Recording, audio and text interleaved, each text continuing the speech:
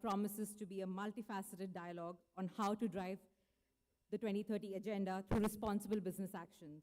My name is Nusrat Khan, Business and Human Rights Specialist at UNDP India, and I will be your host this evening. Just some housekeeping rules. I would be grateful if phones can be kept on silent. If you must answer a call, kindly step out. And please let's keep quiet so that we can hear the speakers really well and engage in a meaningful conversation. With India holding the G20 presidency this year, we at the United Nations Resident Coordinator's Office and the United Nations Development Programme are proud to collaborate with the B20 Secretariat, Confederation of Indian Industry, and the European Union for a B20 side event on a critical subject such as this one. It has been nearly 8 years since the world leaders adopted the 17 Sustainable Development Goals at an historic UN summit. The SDGs encompass every aspect of human and planetary well-being, a universal call to action to end poverty, to protect the earth, and ensure that all people enjoy peace, a life of dignity and prosperity. In achieving this enormous objective, the private sector is recognized as a key and strategic partner. Businesses, irrespective of their size, structure, or sector, have a bearing on many SDGs. SDG 1, elimination of poverty, SDG 5, gender equality, SDG 8, decent work and economic growth, and so on and so forth. Over the last decade and a half, the discourse globally on corporate responsibility and sustainability has evolved at a very fast pace in a direction that strongly suggests that we do business with purpose. A key milestone in this journey was the unanimous global adoption of the UN Guiding Principles on Business and Human Rights in 2011. Since then, many countries across the globe, including the European Union as a bloc, Germany, Japan, France, United States of America, and many, many others, have developed laws to guide sustainable business actions across global value chains. In India, too, policies such as the 2019 National Guidelines on Responsible Business Conduct, and more recently, SEBI's Business Responsibility and Sustainability Reporting Framework, or BRSR, are beginning to shape this narrative of corporate behavior that is responsible and sustainable, both towards the planet and the people. And today we host a diverse set of speakers that help us unpack how businesses can, through responsible and sustainable actions, be the key drivers of this agenda. I also would like to proudly share with you that this is an eco-conscious event. All the branding and collaterals that we use here today are completely natural, reusable, and free from single-use plastic. In fact, I would encourage you to leave behind the lanyards that you currently have so that we can reuse it at another event in the future. On that sustainable note, I would like to invite our first speaker, Mr. Shombi Sharp, UN Resident Coordinator for India, for opening remarks and to kick off this dialogue. Mr. Sharp has devoted more than 25 years of his career to promoting inclusive and sustainable development internationally.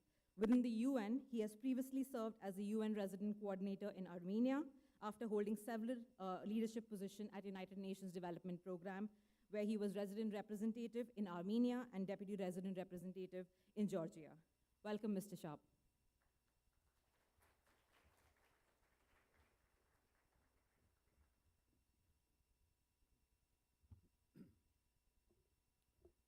Thank you so much. Honorable Union Minister Hardeep Singh Puri, long-standing dear friend of the United Nations, Mr. Surya Deva, UN Special Rapporteur on the Right to Development, dear colleagues, representatives of the international community, of the United Nations, of the business community, on behalf of the UN in India, it's my sincere honor to welcome you here today. Namaskar. Aap sabka is B20 side event mein swagat hai. Delighted to join the co-organizers, the B20 Secretariat, CII, UNDP, in bringing all of us here together today for this important discussion on the sidelines of the B20, which kicks off tomorrow. I think we'll all agree this is a fantastic panel that we've brought together, a lot of truly inspiring speakers, very much looking forward to that, from across government and business and civil society. And I think first let me mention, if we're speaking about what can happen when, with government leadership, with the inspiration and innovation of the private sector and technology coming together, I think we've seen in the last day that even the sky is no limit.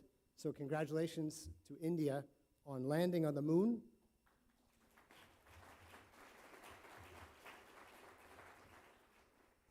ISRO और भारतवासियों को चांद पर landing की शुभकामनाएं हैं. Unfortunately, here on Earth, at the halfway mark to the 2030 agenda, the world seems to be facing crises everywhere we're looking. Whether it's war, whether it's debt, whether it's grinding poverty, and all of this is coming against the backdrop of the greatest existential threat, the triple planetary crisis, biodiversity loss, pollution, and climate change. Humanity continues to wage war on the planet, and nature is fighting back. Planet is burning. They're no longer looking at global warming, looking at global boiling. Progress, the SDGs, been in many cases back ever. 169 targets, only 12% are on track. These are the road signs that tell us we're moving in the right direction. Nearly a third have either stalled or are in fact going into reverse. But the good news is that we are standing here at the confluence of three streams of optimism. Rivers. First of all, we have the solutions. We have the map. The SDGs remain our best map for peace, prosperity. We must just follow it. We must do so now. Secondly, there is a new engine helping drive a global movement for sustainability, a Jan Andolan, and that engine is India. With growing leadership in climate action, renewable energy, solar, biofuels, green hydrogen, a vibrant private sector, Honorable Prime Minister Modi's mission life, lifestyles for the environment, emphasis on women-led development, a just green transition, digital public infrastructure for financial inclusion, and the world's greatest youth generation. No country has ever had so many young minds to tap, bring the solutions ever before. And as the UN Secretary General said in Mumbai here last year, it is India, with its incredible diversity, that more than any other country can make the SDGs reality.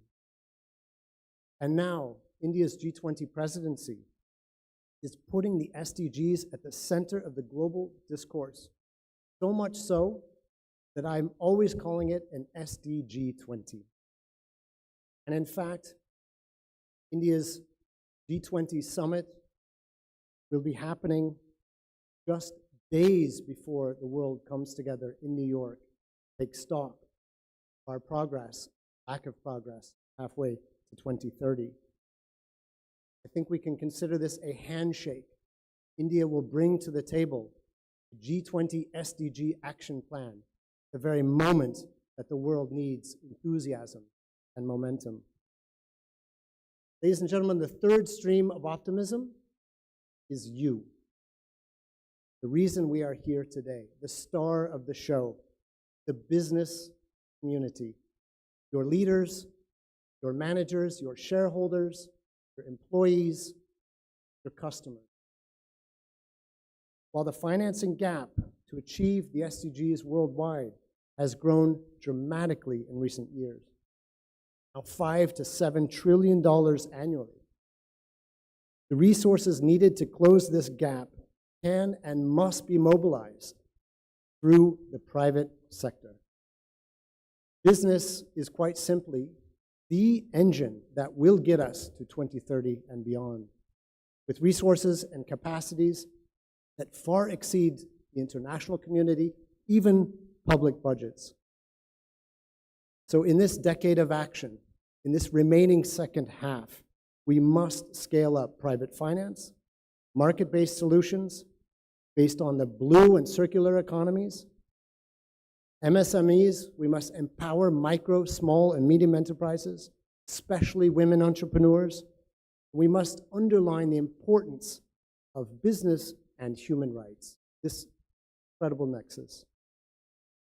So colleagues, to conclude, for these critical reasons, the United Nations is prioritizing partnerships with business for sustainability, both internationally and locally, as never before. For example, we have the UN Global Compact, the world's largest corporate responsibility initiative, bringing together 12,000 companies across 160 countries. We have the Secretary General's Global Investors for Sustainable Development Alliance, bringing together major financial institutions and corporations. And here at the country level, taking India as one example, the partnerships are too many to list. But I can say we are tapping incredible, exciting energy and enthusiasm in the fields of renewable energy, intangible cultural heritage, SDG financing, ethical tea partnerships, sustainable fashion, electric mobility, inclusion for persons with disability, and on and on. This is what gives us optimism. This is why we are looking so much forward to today's discussion. आज की चर्चा अच्छी रहे. बहुत बहुत धन्यवाद.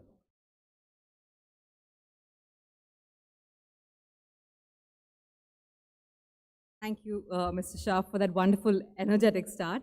And of course, for shining light on India's G20 presidency and the role that it has played in furthering the 2030 agenda. And I think most of all, also underscoring the private sector's partnership, especially MSMEs, in furthering this agenda. Thank you so much. I would now like to invite Shri Hardeep Singh Puri, Honorable Minister for Petroleum and Natural Gas and Minister for Housing and Urban Affairs, to deliver the keynote address. The Honorable Minister, in a career spanning 39 years, has served in senior positions at the Ministry of External Affairs and Defense. Shri Puri has also served as the permanent representative of India to the United Nations in Geneva and New York. And we also understand today that he has made time to deliver this keynote address despite a very pressing schedule. So we really are grateful for that, but we do understand that the minister has to leave right after the keynote. But thank you so much and welcome, sir.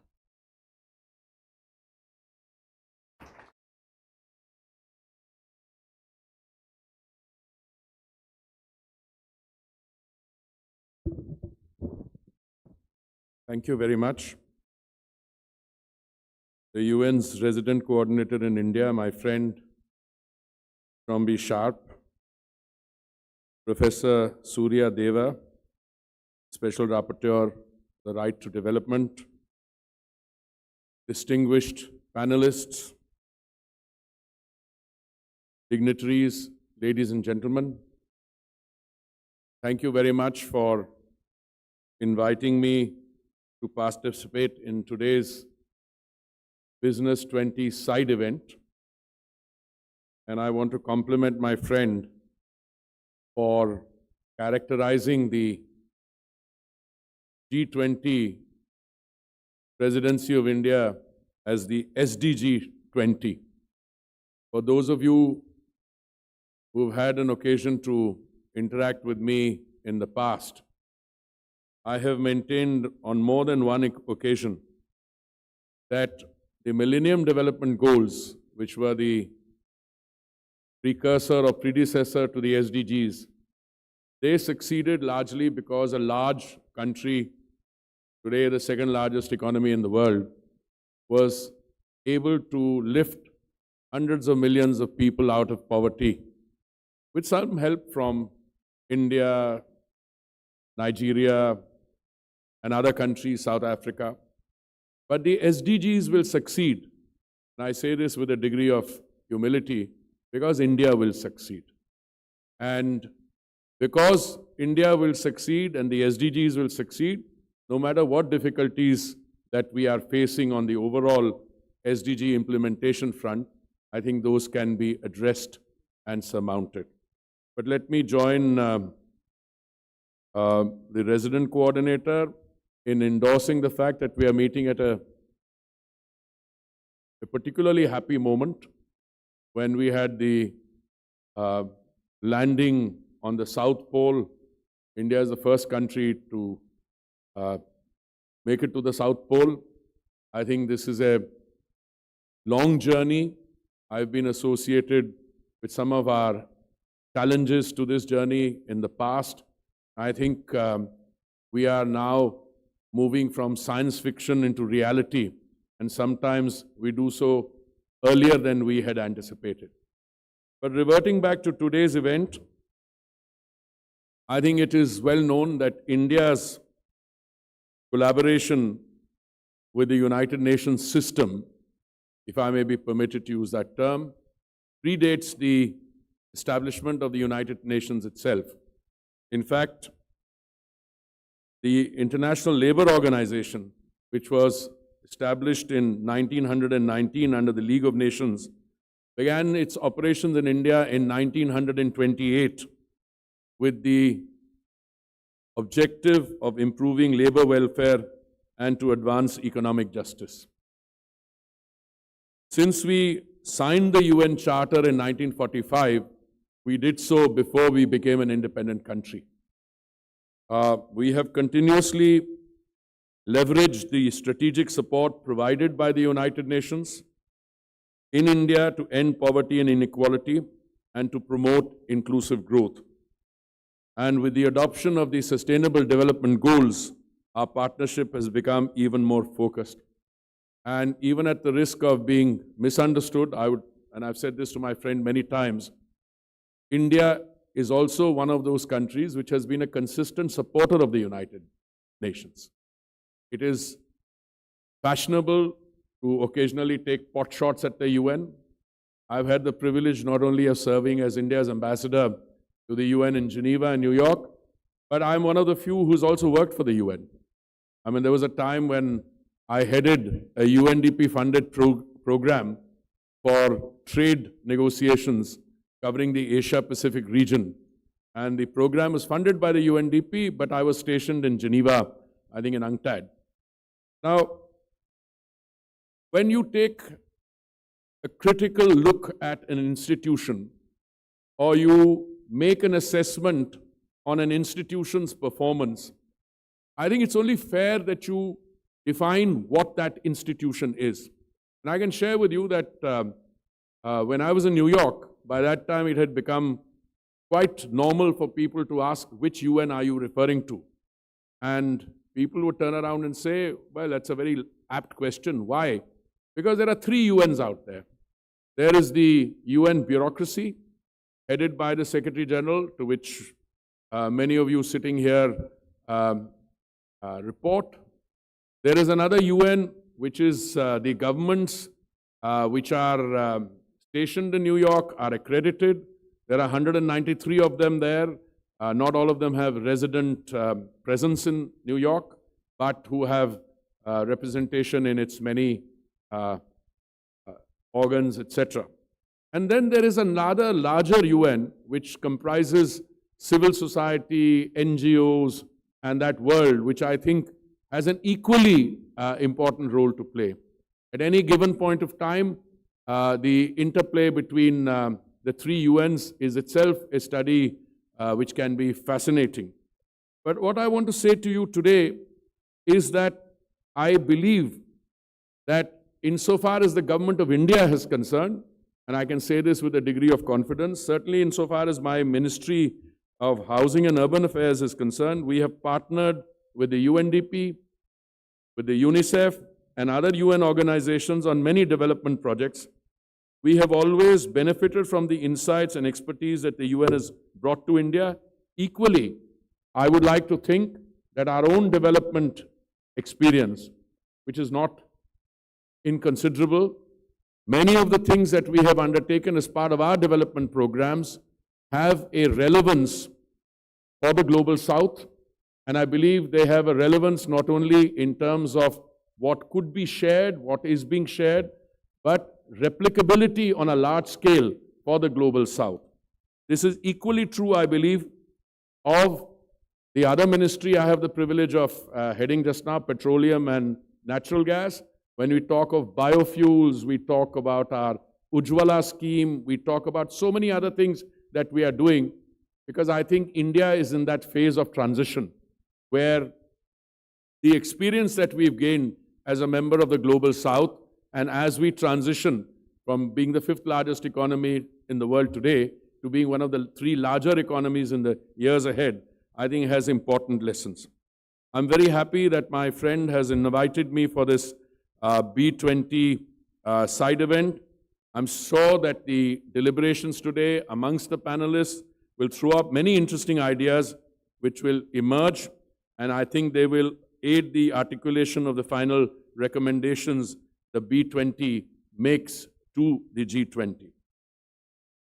Coming back to the G20 itself, again, I've had occasion to say this earlier, so forgive me if some of you have heard this thought, but I have maintained always that the G20 itself was born in times, and as a result of a crisis. When the world financial and economic crisis visited us, I'm talking about the period 2008 or thereabouts, all the multilateral institutions, and I say this without any intent to criticize, whether it is the United Nations, whether it is the World Bank, the IMF, the Bretton Woods institution, no one had a clear idea as to what needed to be done in order to address that new crisis. The crisis itself emerged from the real estate sector, rather the prime lending segment of the real estate sector in the United States, but because of the levels of integration that the global economy had already witnessed, it spread almost like a contagion to other parts of the world.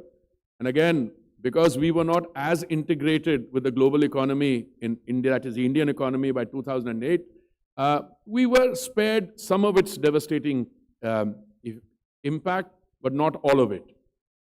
Today, India assumes presidency, or has assumed presidency of the G20 for another crisis, or rather, after 2008, you can reflect back, some of the summit meetings of the G20 which took place contributed significantly to resolving or at least addressing that crisis. I talk about, I think, the London summit 2010 and thereabouts. But today, we are again in moments of a crisis. And we have, in terms of a snapshot picture, we are recovering from a once-in-a-century pandemic. It's very different. It was very different from the pandemics I had to deal with when I was accredited to the WHO in Geneva, or when we were on the Security Council in New York. You know, SARS, Ebola, H1N1. SARS had a much higher,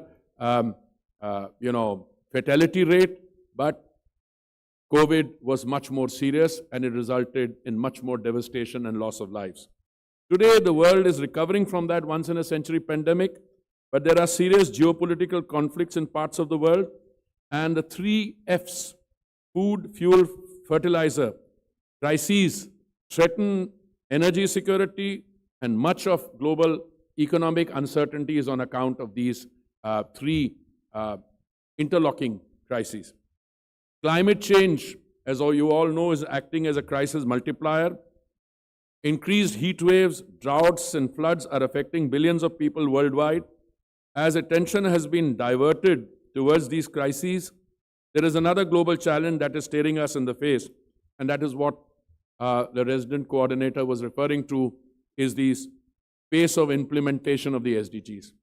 And I think his anxiety, as that indeed of the senior management of the system, their anxiety is well understood, because as the Sustainable Development Goals Report 2022 reveals, that these crises could push an additional 75 to 95 million people into extreme poverty. And if that were to happen, that would jeopardize the objectives of the SDG. Therefore, if you accept this overall framework and I don't see how you can run away from some of these hard facts. It is imperative, therefore, that we coordinate and calibrate the global policy response. And that is why I believe meetings like yours today and the utilization of domain expertise, the utilization of the points of view of people who are dealing with the right to development, those who are dealing with the private sector, and all these stakeholders in a discussion like this could throw up interesting ideas. When the SDGs were being negotiated, I remember I was in an international think tank. We often agonized about who would bear the primary responsibility or who would do the heavy weightlifting in terms of meeting the expenditure on what it would take to meet those sustainable development goals. Well, one easy way out, forgive me for saying that, is to turn around and say it is entirely the responsibility of governments. Well, if you have governments which have the bandwidth and the resources, I think that's a good line to try. Another one is you create the problem and then you say it's not my problem, it's a problem of some other set of countries. I think both are short-sighted approaches.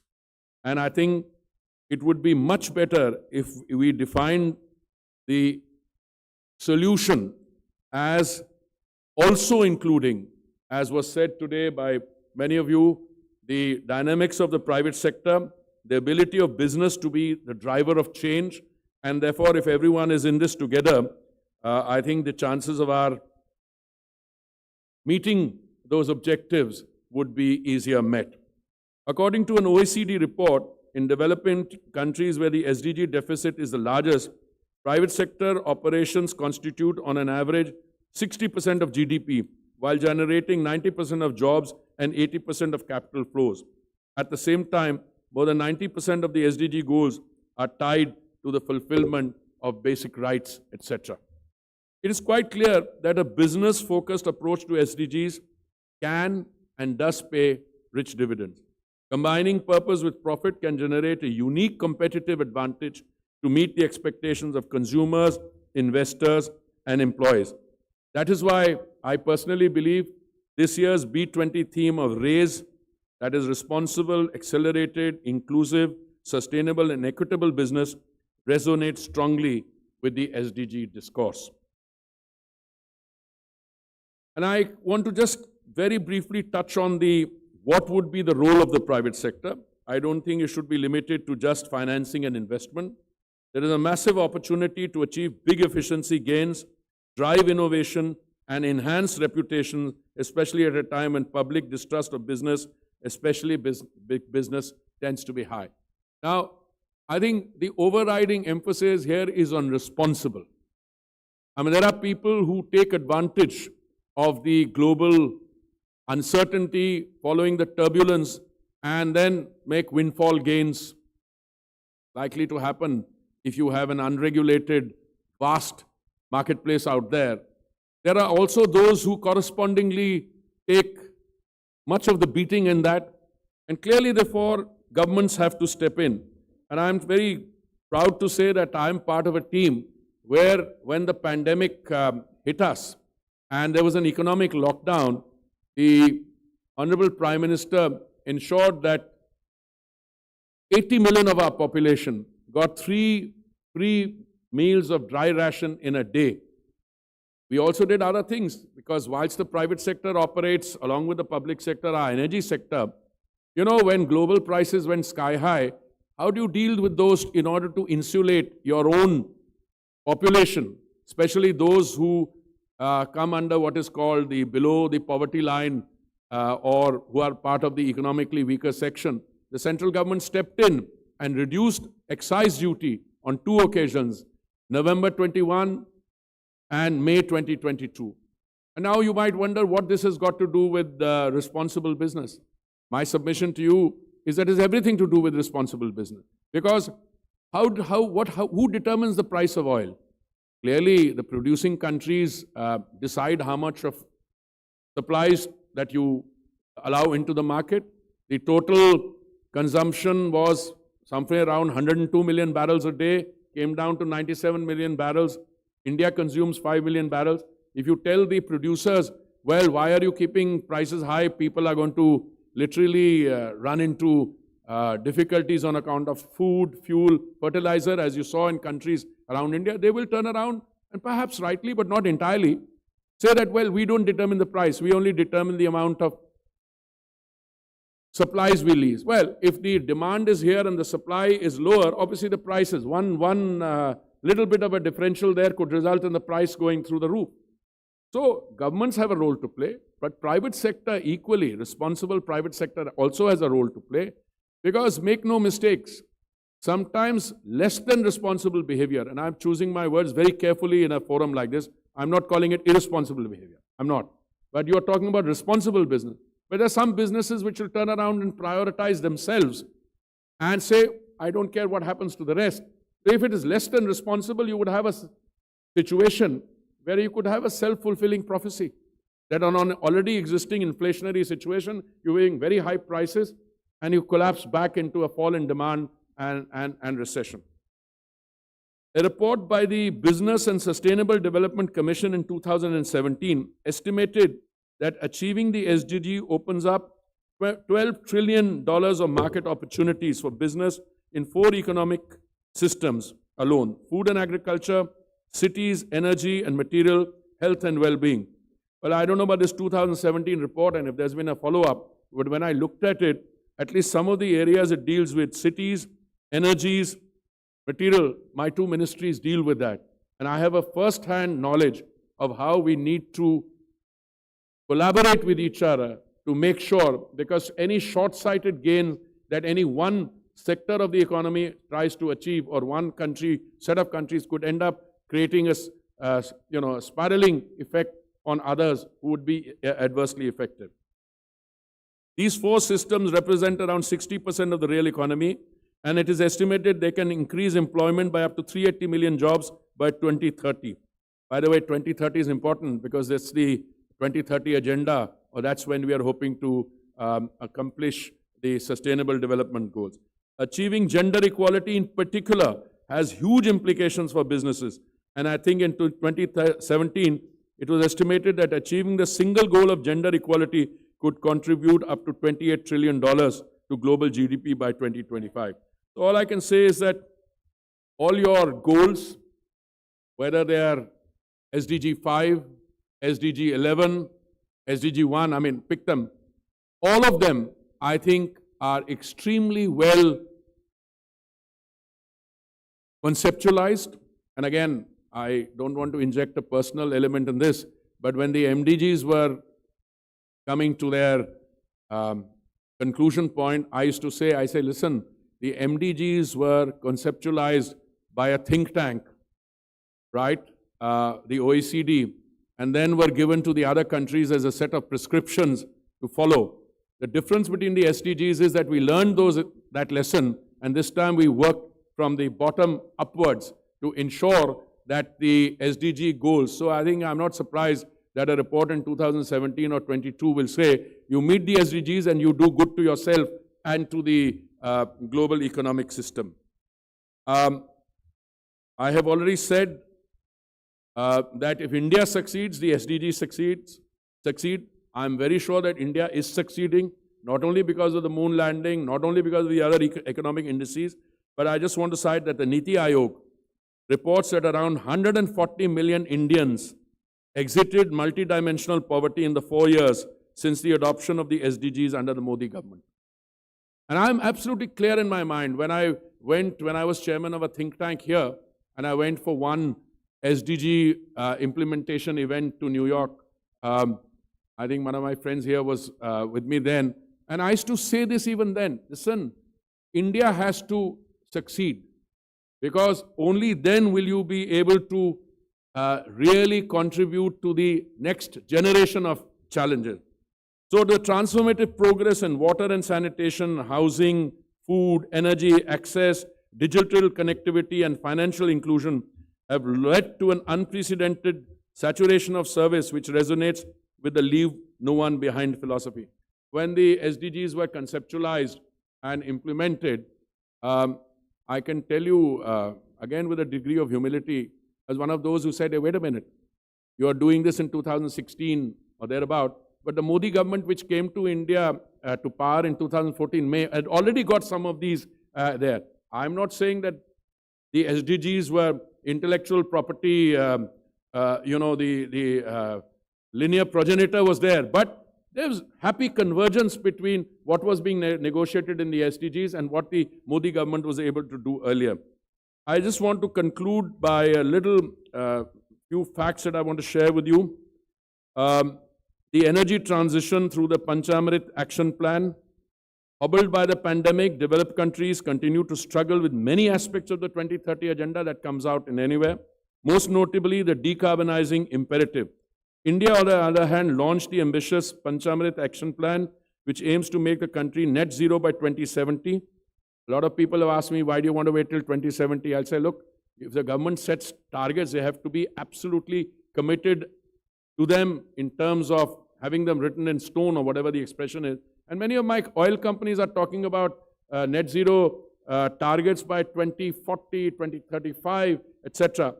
What are these? And what has India additionally committed to? Reach 500 GW non-fossil energy capacity by 2030. Obtain 50% of the energy requirements from renewable energy by 2030. Reduce total projected carbon emissions by 1 billion tons till 2030. Reduce carbon intensity by 45% by 2030 over 2005 levels. I'm mentioning 2030 only in terms of our own targets because that's the Sustainable Development Goals Agenda 2030. Now, I just want to conclude by saying we are very happy that today we are, as part of our G20 presidency and the experience that we've gained, we will, I think, institutionally welcome the Africa as a permanent member of the G20.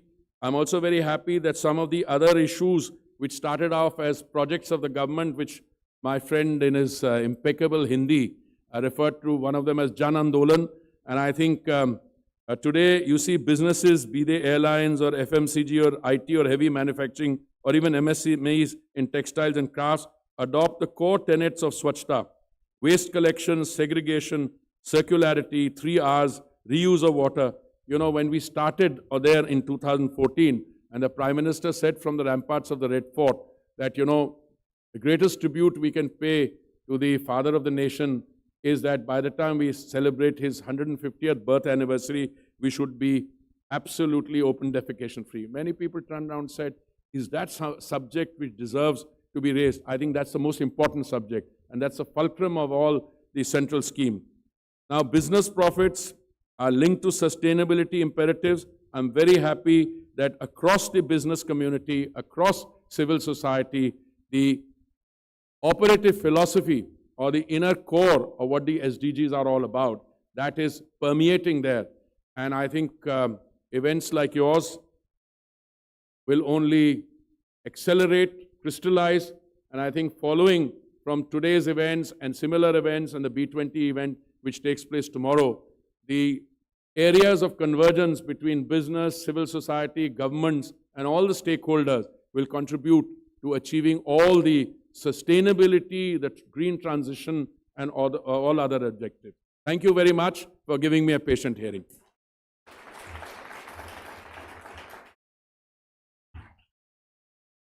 Thank you very much, Honorable Minister, for outlining so much, but more so India's leadership and commitment to the SDGs, energy efficiency, as well as its partnership with UN agencies on many issues such as this one. Thank you also for highlighting India's strong voice in the global south in matters of economic growth, and of course, the role that the private sector has in driving business with purpose, something that is important for a range of factors, customers, clients, as well as investors across the board. Thank you very much. I would now like to invite Professor Surya Deva, UN Special Rapporteur on Right to Development, for a special address. Dr. Deva, Professor Deva is a professor at the Macquarie Law School and director of the Center of Environmental Law at Macquarie University, Australia. He conducts research in areas of business and human rights, comparative constitutional law, international human rights law, sustainable development, climate change, gender equality, so many of them. and also has served as a member of the UN Working Group on Business and Human Rights until very recently. Welcome, Professor Deva.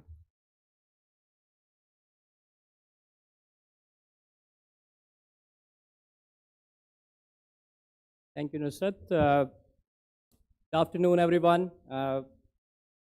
Mr. Sharp, members of the UN family, distinguished panelists, ladies and gentlemen. Thank you very much for the invitation. It's really a great pleasure for me to share some reflections at this B20 side event, focusing on how responsible business actions can contribute to the 2030 agenda. What I wish to do is I will set out the context first and then try to highlight where we should be going forward, not just in India, not just in G20, but globally in terms of the role of business, governments, and elsewhere. Let me start with the context. The potential of G20 is very significant because G20 controls about 85% of the global GDP, 75% of the international trade, and 2/3 of the world population. So whatever G20 does or does not do has a serious implications for the world. And I think that's where this leadership of G20 of different countries and all countries coming together is very crucial. At the same time, the role of businesses has already been highlighted. Now, if you look at this event, is it possible to do an event of this nature without the role of businesses? Just look around in this room. Or think of Chandrayaan that was talked about just moments ago. Without the help, without the assistance of businesses, it is just not possible for us to live our day-to-day lives. Businesses are also indispensable to the 2030 agenda. It's expressly acknowledged in many of the documents, including the 2015 original General Assembly resolution. That is very much there. But let me highlight now the other side of the context. Minister Puri was referring to a 2022 report. I would like to add to the 2023 report of the UN Secretary General. In this report, which was released last month, a very gloomy picture was presented, not by me, by the UN Secretary General, based on the evidence, based on the data. Of all the 140 indicators for which data is available, it was indicated that half of the targets we are not meeting. And on 30% of the 140 targets, there's a regression. That is part of the context I want everyone to understand. You should also keep in mind the significant level of inequality that we see in the world, not just in India, not just in G20, but globally. The top 1%, top 10% people are extremely rich and people are accumulating wealth. That is also the context we should understand. Now, if you look at responsible business action, UN guiding principles were referred by Nusrat at the outset. And I think the expectation is that the countries will adopt a national action plan on business and human rights or responsible business conduct. Now, out of 19 countries, only 6 countries have adopted a national action plan as of now. 5 are in the process of doing it, including India, Indonesia, and Brazil. And I'm mentioning these 3 countries because Indonesia was the previous holder of the G20 presidency. India is doing it now, and next is Brazil. So these 3 countries do not have a national action plan yet. They are in the process of drafting it.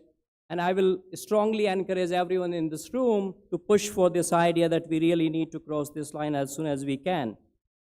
The third issue of context that I would like to highlight is shrinking civic space. The minister who is not here in the room, he highlighted the relevance of civil society. But civic space is very crucial, and I will highlight why it is very crucial. And I think often, if that civic space is not there, it will not be possible to achieve for us sustainable development goals. If the idea is leaving no one behind, we need those critical and independent voices. That is the context that I wanted to highlight. Now, where we should be going. In my view, we need a fundamental shift. We need that shift to achieve inclusive, equitable, and sustainable development. In my report, which will be out next month, I have articulated a new model of development. And this new model of development is planet-centered participatory development. There are two key words here, planet-centered and participatory. Human beings, generally, me included, are selfish and self-centered. We look at our own interest first. And companies, businesses are run by human beings. And that's why often we focus on us, self. We do not look at the future generations, we don't look at biodiversity, we don't look at the planet as such. But if we focus on planet, then the entire ecosystem has to be taken care of. We cannot survive without biodiversity. So the focus on merely on people and their prosperity is not going to work. We need to preserve biodiversity, we need to preserve the environment, and I think that is where this idea of planet-centered development is very crucial. The second issue I want to highlight is participatory model of development. We often talk about leave no one behind. But if you look at the data, if you look at the reports of the UN and other agencies, we are leaving hundreds and millions of people behind. And they are being left behind for many reasons, but one reason is they are not able to participate in the decision-making processes. And I think that is where the idea that Kabir, a famous poet in India, said, Nindak nire rakhiye, which basically means keep your critiques close to yourself. That is the lesson I would like to give to all businesses and the government officials and UN agencies as well. Listen to critical voices, because those voices will show you the mirror, what needs to be done better. And businesses need to engage with those voices, the communities, the workers on the ground, and listen to them and change their business models. Now let me start with the business models. I like the tagline, business with purpose. But for a purpose, you need principles. Purpose will come with principles. And the principles I will suggest is UN guiding principles as a good starting point. So businesses have to ensure that there is dignity. Human rights are all about dignity of everyone. Can businesses consider workers who have dignity? Workers are not products that you can replace. Workers have human beings, they are dignity, and I think that is very crucial. The idea of equality is also very crucial. Now, if you look at the landscape of businesses all over the world, many chief executive officers are earning salary which is 700 to 800 times more than the average salary of a worker. Is this business model sustainable? I'm asking inconvenient questions, but that is my role as an independent expert. I would like all of us to think that whether these business models are sustainable or we need to rethink those particular ideas going forward. And my last point is about incentives. Businesses need incentives for good behavior. These incentives will come from the government. That's where the tax rebates, preferential loans, public procurement for responsible business conduct should be given. Incentives can also be provided by consumers. Incentives should also come from investors. So we have to create a very strong business case for responsible business conduct. And reverse of this would be that if businesses, some of them are not behaving in a responsible manner, then those behavior should not be encouraged in a free market setting. So thank you very much once again for the opportunity. And I very much look forward to listening to the panelists and other conversations later on. And I very much hope that going forward, we can work together where businesses play not only a vital role, but a responsible role in creating a more equitable, inclusive, and sustainable common future for all of us. Thank you very much.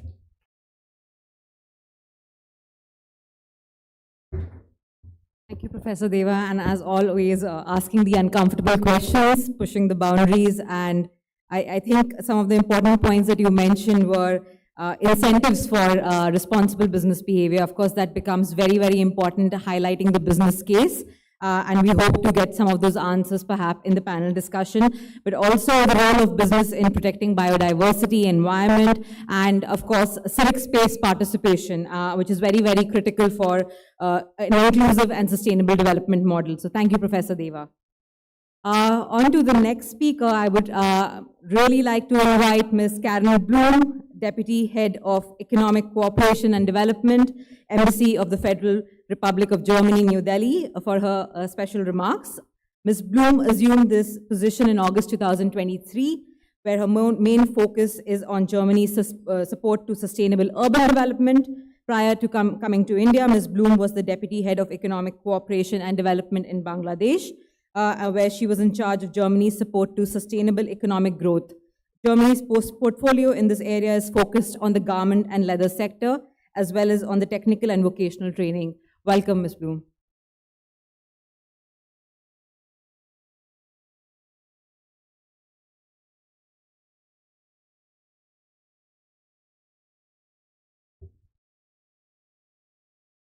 Good afternoon, Mr. Shombi Sharp, Ms. Isabel Chen, Professor Suryadeva, fellow panelists, ladies and gentlemen, distinguished guests. I stand before you today as a representative of Germany, a nation committed to upholding responsible business practices, promoting sustainable development, and fostering global cooperation. It is indeed an honor to address this esteemed gathering at this side event hosted by the UN during the B20 summit here in Delhi. Yeah, and as Nusrat just announced, I have just arrived in Delhi this month. So pardon if I can't greet you in Hindi or any other Indian language yet. Give me just a few more months and at the next meeting probably. So, but today we are looking at a really vital topic that not only concerns Germany, but which resonates with the global community. And that is the role of private sector in adhering to responsible business practices. We are all aware that in a world that is becoming increasingly interconnected, the actions of businesses no longer have localized impact, but they reverberate across borders and really have profound implications on both herded people and planet. So Germany has recognized the significance of these issues and has taken a proactive. In this regard, I'm actually really proud to share that my country just recently approved a groundbreaking directive. That's what I'm a little bit talking about today, and that is the due diligence in international value chains.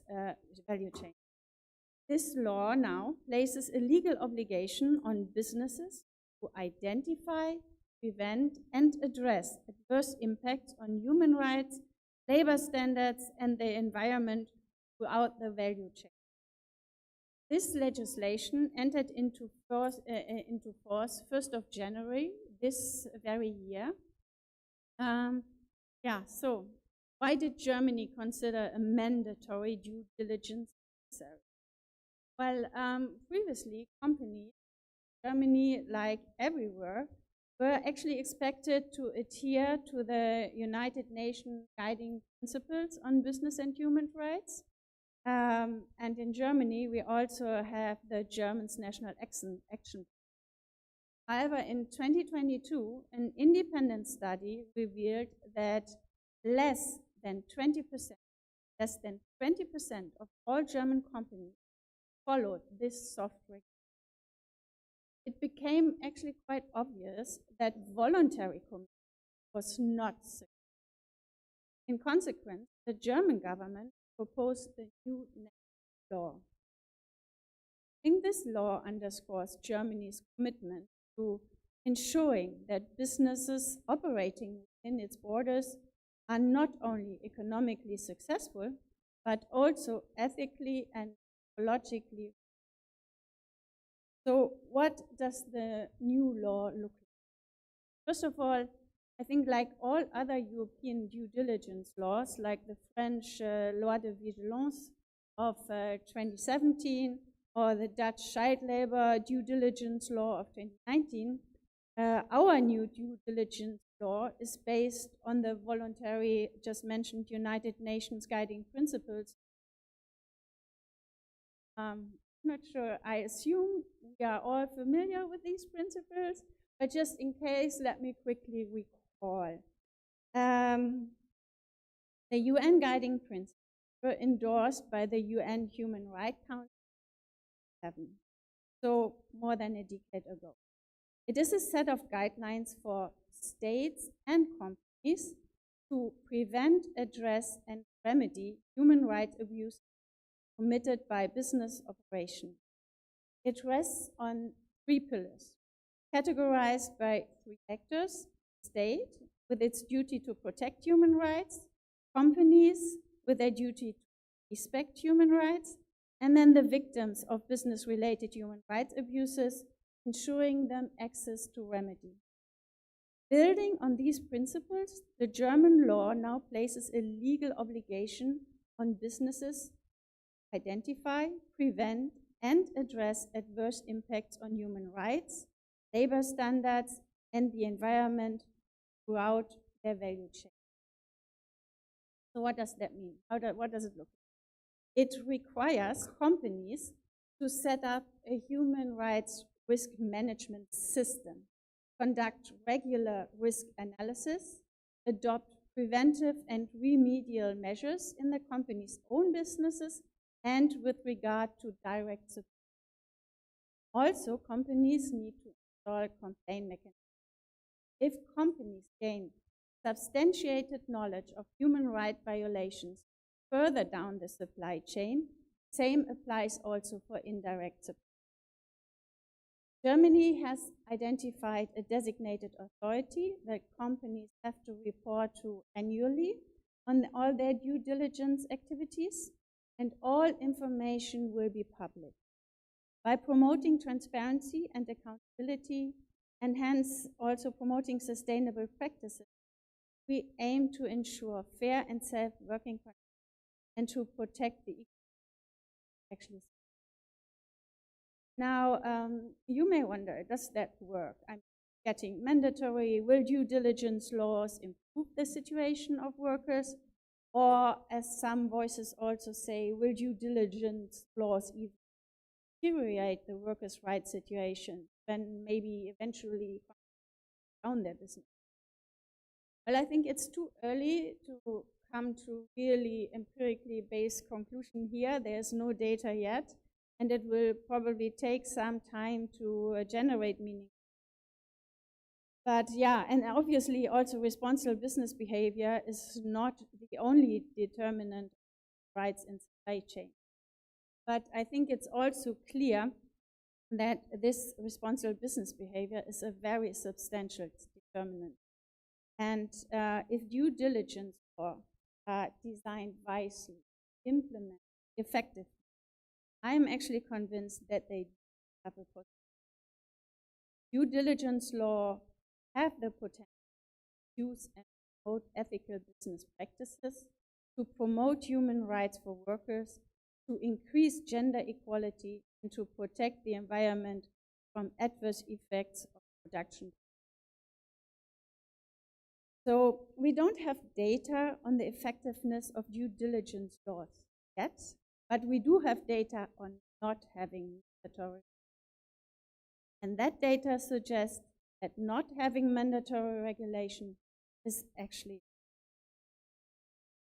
I think, more and more nations coming to the same conclusion. Not having a due diligence is the number of countries establishing mandatory due diligence laws keeps growing. Here, Norway, we heard of some beginning, the US, Australia, Japan. There is a strong global push towards a more responsible. To this end, I'm proud to stand here today not only as a German citizen, but also as a European. On 1st of June this year, the European Parliament adopted the Corporate Sustainable Due Diligence Amendment Directive, and it surpasses German law in many ways, but mainly on 2 points.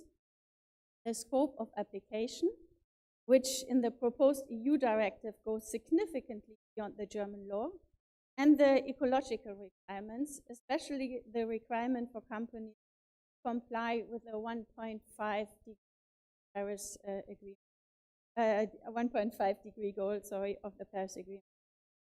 So maybe when this directive gets transposed into law, so depending on the negotiations between the EU Council, Member State, the EU Commission, that may be even as early as in 2026, then there may already be an EU-wide framework that not only harmonizes liability and enforcement, but also scales up efforts.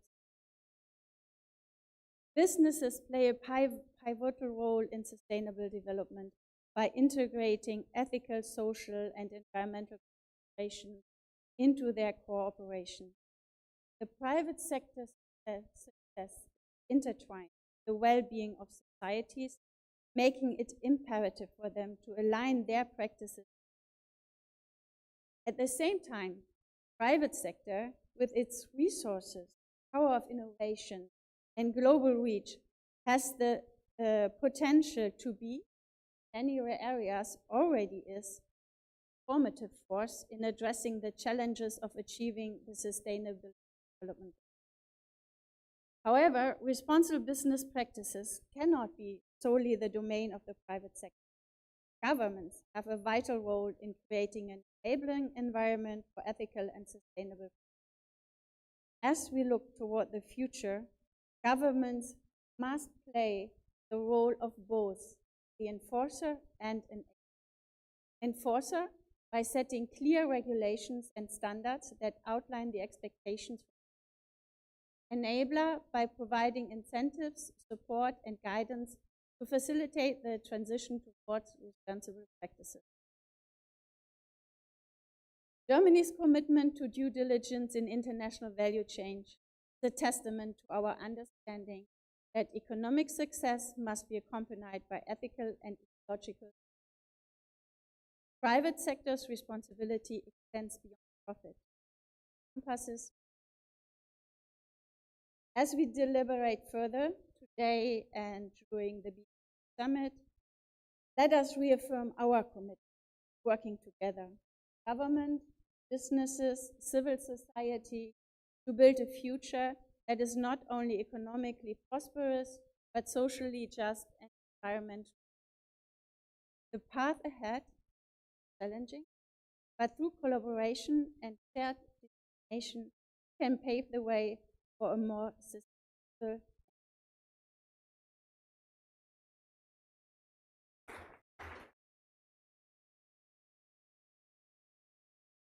Thank you, Ms. Bloom, for sort of providing such a lovely, broad overview of all the legal momentum that is sort of sweeping, legal momentum on mandatory due diligence laws that's sweeping the globe. Of course, the German supply chain law, the EU Corporate Sustainability Due Diligence Directive, and also thank you for the recap on the UN Guiding Principles on Business and Human Rights, the Protect, Respect, Remedy framework. Of course, all this is very, very critical to protect labor conditions in supply chain, global supply chains, to protect the environment, biodiversity, and also to promote gender equality. And finally, to also sort of underscore for all of us the multi-stakeholder approach that is required in tackling this challenge through responsible business action. Thank you, Ms. Bloom. And now, as you see, the change in state setting, we're preparing for the panel discussion. And of course, this is hosted by Mr. Sean Lees, Business and Human Rights Specialist, UNDP Asia Pacific. Sean has been associated with this role at UNDP's Bangkok Regional Hub since 2017. Sean also joined UNDP in 2007, worked on human rights and rule of law initiatives in Afghanistan, Fiji, Iraq, and Sudan. He is also engaged in policy development at the Executive Office of the UN Secretary General in New York. And prior to his work at UNDP, Sean has worked on Asia-Pacific trade and investment policy at the Pacific Basin Economic Council and the East-West Center. And of course, Sean will be moderating the panel and with a host of private sector representatives from 4 very global companies, very well-known companies. And I would request Sean to introduce our guests as he takes over. Over to you, Sean.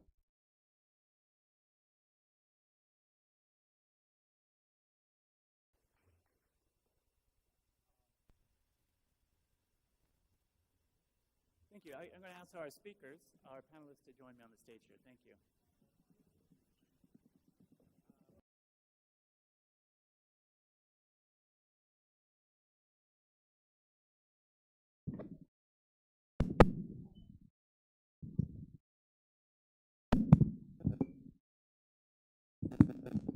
Thank you. It's a sincere pleasure to be moderating our panel today for this important event, driving the 2030 agenda through responsible business action. Also, very, very pleased to see this almost standing room only crowd. There was some nervousness from our organizers that there would not be enough room. We managed to fit everyone comfortably, it seems. I'm going to begin our conversation here in a second after doing context setting. I'll turn over the conversation to our panelists and then open up conversation for questions with our audience. I do want to make a special note that 2 of our panelists joining us on the stage will need to catch flight, so they'll be leaving hard stop. So don't be surprised if they walk off. They're not upset. If they're upset, it's just because they need to leave and make a flight. We're also joined by video link, another panel. I'm going to introduce each of them here shortly, but bear with me for a moment. As stated in the concept note for today's event, we have 3 objectives. The first is to better understand the role of business in achieving the 2030 agenda. That's pretty obvious from the title. But second is to clarify how business can create resilient, sustainable, and equitable value chains. And thirdly, to highlight the role of non-financial disclosures driving business engagement in sustainable development. We'll talk about why those 2 things are so important to business development momentarily. Now, UNDP, in partnership with the European Union, the government of Sweden, and the government of Japan, have been programming directly on responsible business action in Asia over the last 7 years. And we, alongside our UN sister agencies, alongside the UN system, have been privileged to work with sustainability professionals, chief executive officers, but also government policy makers on this agenda very closely. And in this time, over 7 years, maybe a full decade now, of really direct, focused programming, I think we can safely say we've registered progress in 4 concrete ways. First, as you've seen from the speech from the minister, but also from others, you'll see from our panelists, people are much more comfortable talking about sustainability, and they're much more willing to go beyond the subject, the important subject of corporate philanthropy and CSR. They're willing to talk about how their business operations impact either adversely or otherwise on the environment and society. Second, and related to this first point, people are much more aware of the many frameworks guiding responsible business action, including the UN Guiding Principles on Business and Human Rights, which we heard we had an unpacking of it there with our last speaker from Germany. Appreciate that very much. A third point, a third indicator of progress. Business professionals are much more convinced of the business case of engaging and investing in sustainable development. They are much more aware of the risks that business as usual approaches are having both to business continuity and business profitability. Fourth, and I mentioned this, this was mentioned at length in by our last speaker, there is wider recognition of due diligence and non-financial disclosures as key instruments. Some even call them key drivers of business engagement on sustainable development. But while these 4 indicators of progress are clear to us at the UN, the next measure of progress is a little trickier.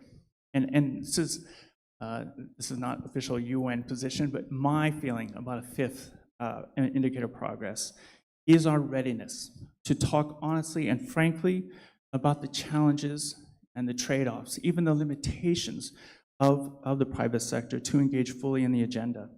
What might be these limitations? What might be the choke points? Where do we need incentives? Where are we falling short? This kind of frankness of a conversation will be the next indicator of how much more further we've gone. The sophistication, the degree of sophistication which we're able to speak on these in public settings and otherwise will be an important way of measuring progress. Now, this frankness is especially important now, especially important as questions start to emerge about the incidences of greenwashing, especially in the ESG space. Now, those of you who read business magazines, business headlines, you'll note that litigation against some companies for fraudulently misrepresenting their commitments and investments is taking place in some jurisdictions. But there are other questions too, like how does the government actually level the playing field so that it's not just the Mahindra Group, for example, that's making the investments while other large companies or even small companies are riding on their coattails or not abiding by these rules. And also, how are we going to bring in small and medium-sized enterprises into the fold and commit credibly? Now, we're not going to answer all these questions to our satisfaction today, but we can explore the contours of the journeys that have taken place so far to help us accelerate the challenges and the nuances of business engagement on sustainability. We are joined by Mr. Deepak Subramanian, the Executive Director for Home Care for Hindustan Unilever Limited. Welcome. Thank you, Sean. We're also joined by Ms. Abanti Sankaranarayan, Chief of Group Public Affairs and Sustainability and Group Executive Board Member of the Mahindra Group. Welcome. Thank you, Sean. Thank you. On our video link is Caroline Meledo, Head of Global Access and Inclusive Growth, Bayer Consumer Health Division. Welcome, Caroline. Hello, everyone. And last but certainly not least is Ms. Shinta Wijaja Kamdani, CEO of Centessa Group Indonesia. Now, Thank you. thank you for being here. Now I'm going to ask questions of our panelists as if I'm a skeptic. But I want you to know that I couldn't be a bigger fan of these companies and these professionals here for their commitment and really for taking risks with me today. Measured risks about, again, some of the choke points, the limitations, and also some of the surprising achievements that they've made in this space. And to get started, why don't we go ahead with our first speaker here. Excuse me for a second. Deepak, if I may. Sure. I was on Hindustan Unilever's website recently, and it says your mission is to, quote, make sustainable living commonplace. And I think this is a very compelling mission statement because it's saying sustainability should be a no-brainer. We shouldn't actually be up here on a stage making such a big deal about it. When we get to a place where we no longer have these these events, maybe that's an excellent indicator too that we've achieved sustainable development. Let's make it so commonplace there's no longer a headline event. I'd like to learn more about where you're placing your investment. How do you see sustainable development, and from the perspective of your business and the products that you provide. Let's start with that, and then I have a few more. Yeah, thank you. Good evening, everybody. I think it's great to get questions from a skeptic in front of a full house. So I think it's fantastic. Some great panelists. So hello, Abanti. Hello, Shinta. Hello, Caroline. And I want to start with what you talked about, which is our Sustainable Living Purpose Mission. This was officially declared in 2010. It's called our Unilever Sustainable Living Plan, the USLP. But if I look back at the culture and the DNA of our company and go back even to our founding history, this whole thing around care for the environment and care for the impact that we have on the community has sort of been part of our history and how things have developed.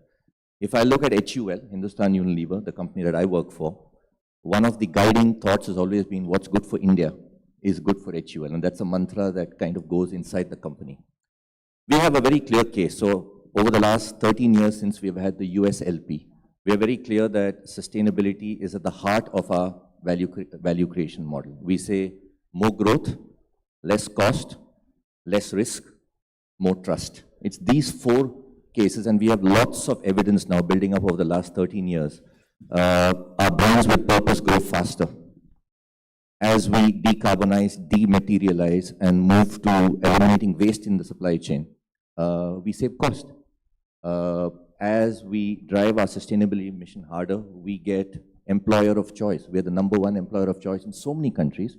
And it's because people really believe in our sustainability mission. And finally, when we say less risk, there is supply guarantees and supply resilience that will come over time. So for us, we have put out, HUL has put out last year, our public commitments. There are over 35 odd commitments that we have put out. And these are founded on these principles of it's deeply integrated into our business strategy. And it's helping us eventually to have our business goals of growth, profit, etc., and also impact on the community. 35 commitments is quite a few to keep track of. And Hindustan Unilever Limited has got to have a lot of suppliers, probably hundreds and hundreds, if not thousands. And I imagine it's kind of hard to get those suppliers on board. What can you say today to make us appreciate that you're ensuring that your supply chain partners, which make up a big bulk of your operational profile, I'm guessing, are also living up to your sustainability standards? You're absolutely right. So just to give you some numbers, I like numbers, so I'll go with numbers. We have 52,000 suppliers globally. We have more than 1,300 suppliers for our HUL business. And it's interesting, when you scope out our emissions, more than 70% of our emissions come from the ingredients, the raw materials, the packaging materials that we buy. So you're absolutely right, that if we don't start to have an engagement and an alignment of objectives with our suppliers, the decarbonization objectives that we have won't happen. So there are 3-4 things I want to talk about, and I've personally been involved through my day job and through my previous jobs to really get this going. I think everything starts with a foundational policy. So you can go to our website and you can look at what we call our Responsible Partners Policy. It's a pretty large document, but in essence, it details out what are the foundational expectations that we have from everybody that we work with. There are mandatory requirements, there are reporting requirements, and these cover broadly 3 areas: in the area of integrity and ethics, in the area of human rights, and in the area of the value chain impact that we have. So these are mapped out, and this forms the foundational basis of which we transact with our suppliers. Having said that, obviously all the change that needs to happen then needs a kind of governance, and that's where personally I spend a lot of my time. So we now have top-to-top relationships with the CEOs and the operating leadership team of our key suppliers. In fact, next week I'm having a really big supplier event where I bring about 40 of my key suppliers together. And what we do as a team is talk about how we are now going to have an aligned set of plans in order to achieve some of the sustainability goals that we have. So this is top-to-top, CEO to CEO. And I have to say, I've now done this 4 times globally. And each time, if I look at the big chemical suppliers that we work with, the BASFs, the Shells, the fragrance companies, the way the CEO and the executive teams have rallied to this call has been absolutely great. So the top-to-top engagement and really having that alignment at the senior level is then allowing then a whole set of actions to go through. Third part are partnerships. This last one, I would say, is on partnerships. And we know that we can't do this all ourselves. And I really think that there are some innovative public-private partnerships that are also underway. I think we do one on the whole circularity and the whole waste management system in Mumbai with the UNDP. And when it comes to our plastic goals, how do we then drive behavior change with consumers? How do we segregate? And then how do we recycle? Innovative new public-private partnerships are also helping us with our suppliers and with governments to bring new thinking in. it sounds to me like a big operation, keeping track Yeah. of your sustainability commitments, making sure that they are credible. I'm going to come back to you with some more questions, particularly around the business responsibility and sustainability report, because your filing must be huge then. Yes. And I'm hoping that when we have more time, you'll give us some tips and useful practices on reporting and any findings or learnings that you took away for the other businesses here that are to report. And indeed, I understand that this first, the BRSR is mandatory as of April this year in India. And I also understand that the first filings are due maybe on September 30th. So everybody remember that date, don't be late. Let's move on. Thank you. Thank you very much. Thank you, Sean. Deepak. Abanti. I very much enjoyed reading about your planet positive approach to sustainability, in part because it's about not doing any harm, but also going beyond that. Tell us what that means briefly, and give us a taste of the variety of commitments that Mahindra Group has made to the SDGs. Yeah, sure. So the Mahindra Group has been quite a pioneer in sustainability in this country since 2008. But last year, 14 years into our journey, during our sustainability strategy refresh, we decided to broaden our sustainability ambition to beyond emission reduction, to cover a more holistic set of targets, not just emissions, but also waste, water, biodiversity, etc. And also, very importantly, to integrate sustainability with business strategy. And with that thinking, we then created this roadmap, which we then said is about creating planet positive, being a planet positive business. And so we have targets which are, very encompassing. And so we want to be net zero by 2040. But in addition, like I said, we have targets to be 100% renewable energy by 2030, 100% energy productivity by 2030. Most sites will have waste going into landfills, biodiversity, as well as maintaining our current water positivity status. So that gives you a sense of the holistic and comprehensive nature of the impact that we want to have. And there are three core tenets to our planet positive approach. The first is greening our operations, and that's essentially about everything we do around emissions, waste, water, within our own operations, material circularity as well. So that's the first. The second is really about scope 3, which we call greening our industries. And therefore, this is all about really creating green businesses, industry circularity, and supporting decarbonization of the supply chain in the country.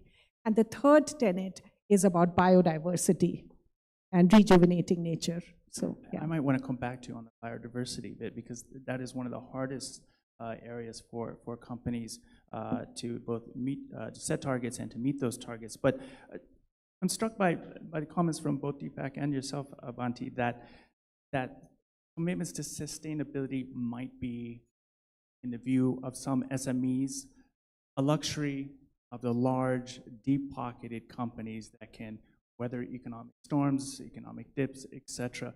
What would you say to an SME, an owner of an SME who says, that's all fine and well, but I have payroll to make. I cannot be both profitable and sustainable at the same time?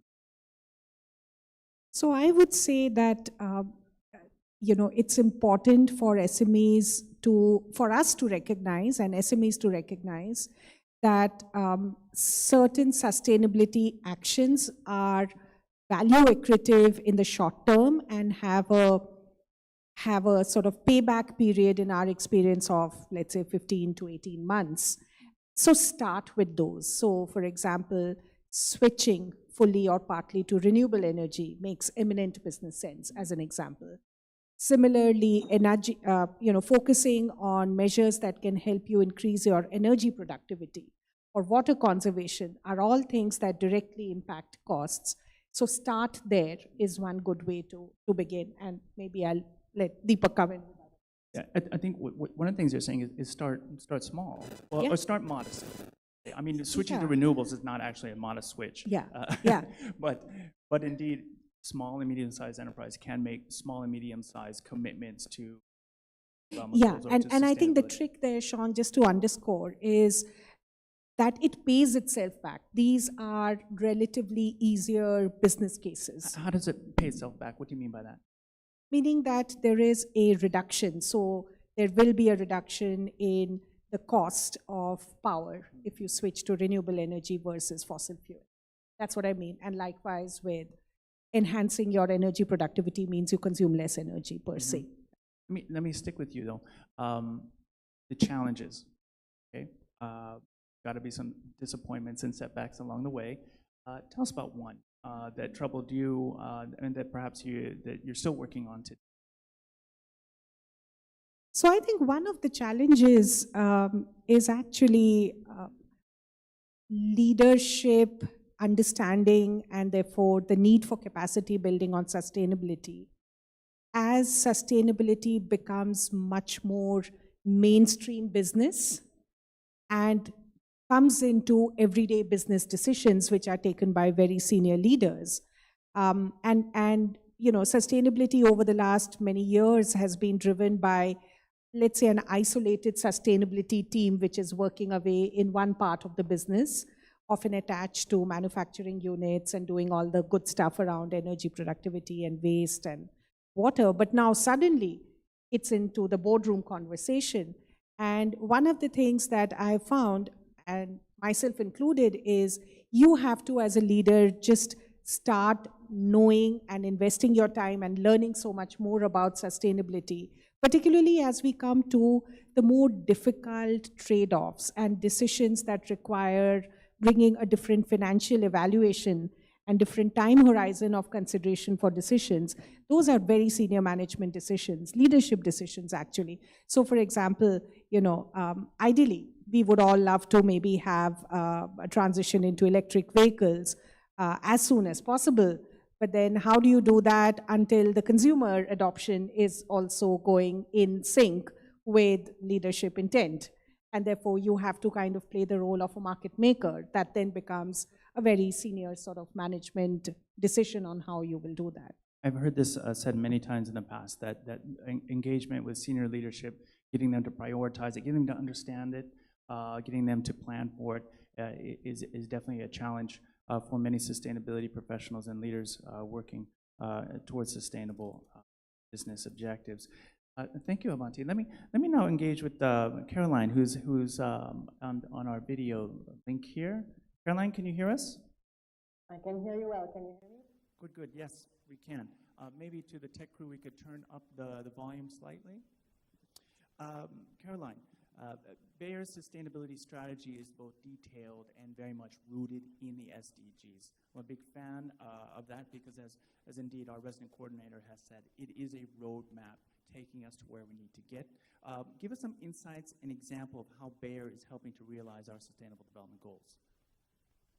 Certainly. And first off, thank you very much for having me in the room, albeit virtually, to contribute to this conversation. And I was really encouraged by the panelists so far and the introduction, because all I can hear is India's priorities echo very well with some of our priorities in line with Bayer's vision for the future, which is health for all, hunger for none. So that vision really sounds like an SDG, isn't it? And so that's a reflection really on our commitment to trying to make SDGs a reality. We have chosen a few of the SDGs as being some of our top priorities, from health to hunger to poverty to gender equality, climate, water, life and land, etc. Right? Now, the part that is very interesting is that to realize the SDGs, we also need to address their interdependencies. And since we are a leader across both health and nutrition, we see it as a really interesting opportunity to actually intentionally address those intersectionalities. And what we see is that really we are looking at impact on three key challenges that humanity faces today. That's climate change, food security, and health equity. And we are interdependent. So we do have business goals across each of these three areas with very specific measures. But rather than talking system and ecosystem, which we are building around it, I also wanted to bring it down to perhaps a person's life so that it could perhaps show you how we are bringing all of our goals to life in practice. So let's take a case, right? Think of Maharani, a smallholder farmer in Indonesia. She grows fruits and vegetables that she's selling on the market. And she's really looking to support her community. She does not own her land. Her only asset is her health, which is often the case. She also cannot afford to get sick, otherwise she couldn't work on her farm. There is a health center in her village, but she can't visit it because it would take a day off her farm to get there. So her priorities are to stay healthy, earn a living, and offer a better life to her children. We conducted research across consumer, medical, technical insights, and we know that she will primarily depend on self-care. We know that she will most likely suffer from back pain recurringly. We know that she's likely to have macronutrient deficiencies, which can have a dramatic impact on her health and her baby's health in case she's pregnant. And maybe she wants to choose when she wants to be pregnant. And finally, her fruits and vegetables might suffer from recurring droughts, which may impact her income and ultimately her ability to feed her community. So that's just a picture of one person, and this is how we are taking action across the buyer ecosystem to try and help Maharani. So with our goal to enable access to self-care for 100 million people by 2030, we're trying to adapt our products so that self-care is affordable and available for Maharani, and we reached 70 million last year. With our goal to reach 100 million women on family planning, we help her make a choice, and we reached 44 million people last year. And with our goal to reach 100 million smallholder farmers, we enable her to build a successful farm, and we already reached 52 million smallholder farmers. So that's kind of how our social agendas across the SDGs come together, with one examples, and we're trying to expand to 300 million people really by 2030 on the social agenda specifically.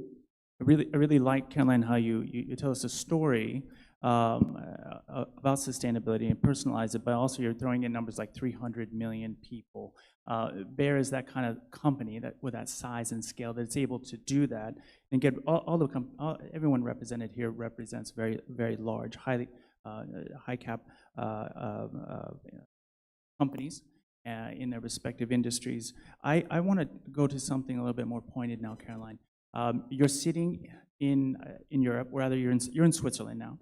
Bayer is a German company, as I recall. We've heard from a representative of the German embassy and heard a lot about the Germany Supply Chain Act.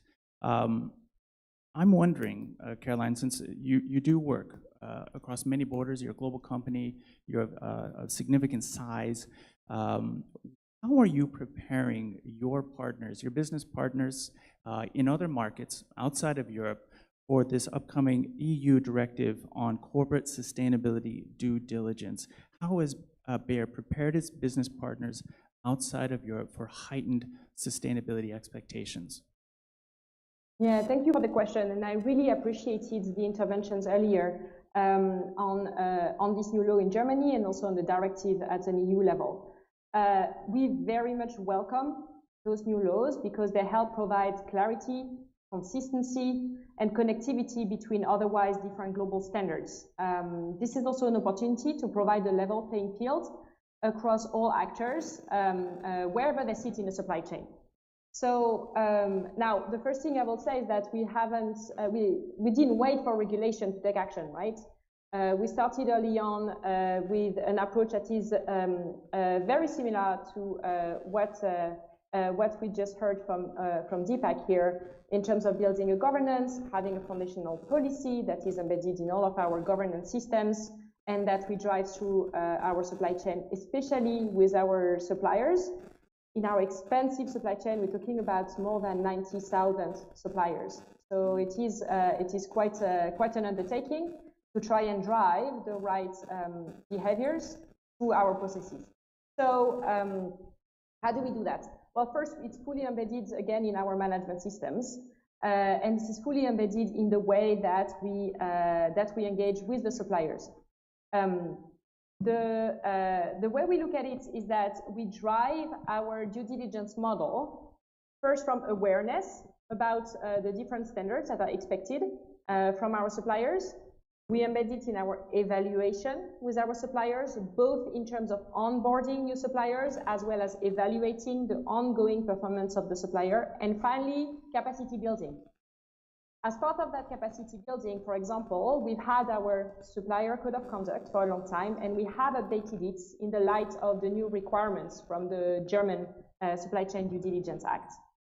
With that, we have also developed and put together a series of comprehensive guidance, including expectations and best practices, and we offer training sessions to our suppliers to better understand these updates, so that they would be fully aware and equipped and therefore capable to meet the new expectations.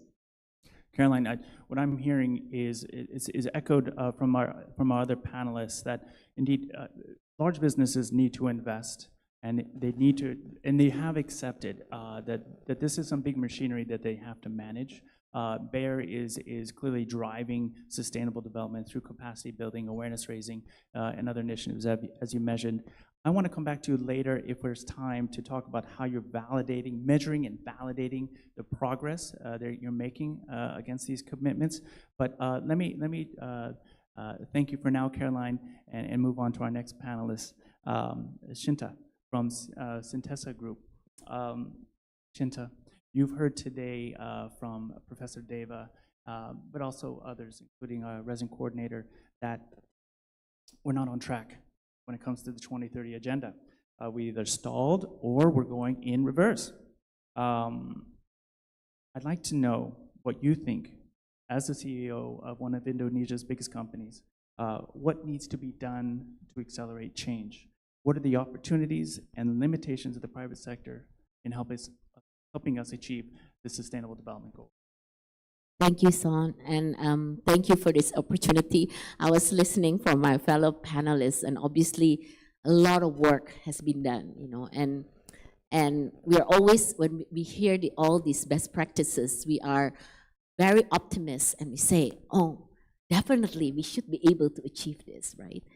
Unfortunately, many companies are not in that positions. And I think this is why clearly when you look at the numbers, I don't know whether before it shares, but I want to share some numbers that really the region has reached only 14.4% progress to achieve the 17 SDG. It's a very small number. And if you look at the number in ASEAN and Southeast Asia, we're not there at all, right? And as clearly said, sometimes we're not even progressing, we are regressing, especially after the pandemic. So I mean, there are SDG. Why I keep track on this? Because I wanted to know, with all the good work that business has done, why is it so difficult to get there, right? And I think it was very alarming that it said that it will take another 42 years to reach the goals posed, and the region will miss 90% of the 118 measurable SDG target by 2030 unless efforts are multiplied. So the question is, how do we multiply this, right? What happened? So I want to just share a little bit story from the Indonesian side as well before I go into the global effort that we're trying to do. First of all, when I look at this in Indonesia, I look at my government and said, okay, the government is committed, right? SDG priority. We have an SDG secretariat. We are, in order for us to reach the goals. They are very specific and what businesses should do. We have effort, support from even, we have a UN Global Compact, by the way, in Indonesia. And when I look at companies, when I was asked to first drive and mobilize the private sectors, I said, let's not reinvent the wheel, okay? Who has done this, right? So I started the Indonesia Business Coalition on Sustainable Development. thinking that, okay, if I bring companies like of you, multinational, then it must be able to drive more of the local companies and also, the SMEs, because 97% of our economies are the SMEs. So if we want to achieve SDG, eventually our SMEs has to be part of it. I think we talk about that, right? So clearly there has to be a model that can work, that can bring everybody in. So this is where I was asked to join the UN-GSD Alliance as well, to see how do we actually invest in SDG. And some of the limitations, I think I want to share some of the challenges that we are facing. First, the limited availability of finance for sustainable projects. So when we talk about we want to go, okay, companies have to focus on sustainable projects, right? Is there enough funding out there? Is the cost of funding affordable, right? Is there incentive being given? I mean, do we get special interest from bank if we do green projects, for example? If is there any push towards that? Unfortunately, in many countries, of course, we can't generalize everyone, but many countries, it's still an issue. And second, lack of policy and regulation. I think there is no one set model works for every country, right? For I can share the experience that we are far off of having the right regulation in place, because the focus is still off just focusing on the economic growth that requires, focusing on, number one, basically the no poverty, right? There are still people on the below poverty line that needs to be focused on, but that's it, right? There are so many things that can't be there because the regulations does not support the rules and regulations that support for companies to incorporate. And also, I think at the end, businesses, when we adopt SDG, businesses need to look at how feasible integrating this model to be. Is there additional costs? They're always businesses are still looking about costs. Unfortunately, this is what, especially when we talk about the small, medium enterprises, they can't be just paying, okay, we're going to put this aside. Their commitment of, if we do this, it will be, it's much better for the future. Yes, it's true, it's much better, but they're talking about today, how to survive today. So I think this is still an issue. And we are also, when we talk about standardization, we talk about reporting, we talk about monitoring of implementations. We have some of the tools being provided there, but this is not the kind of tool that can be used for all companies.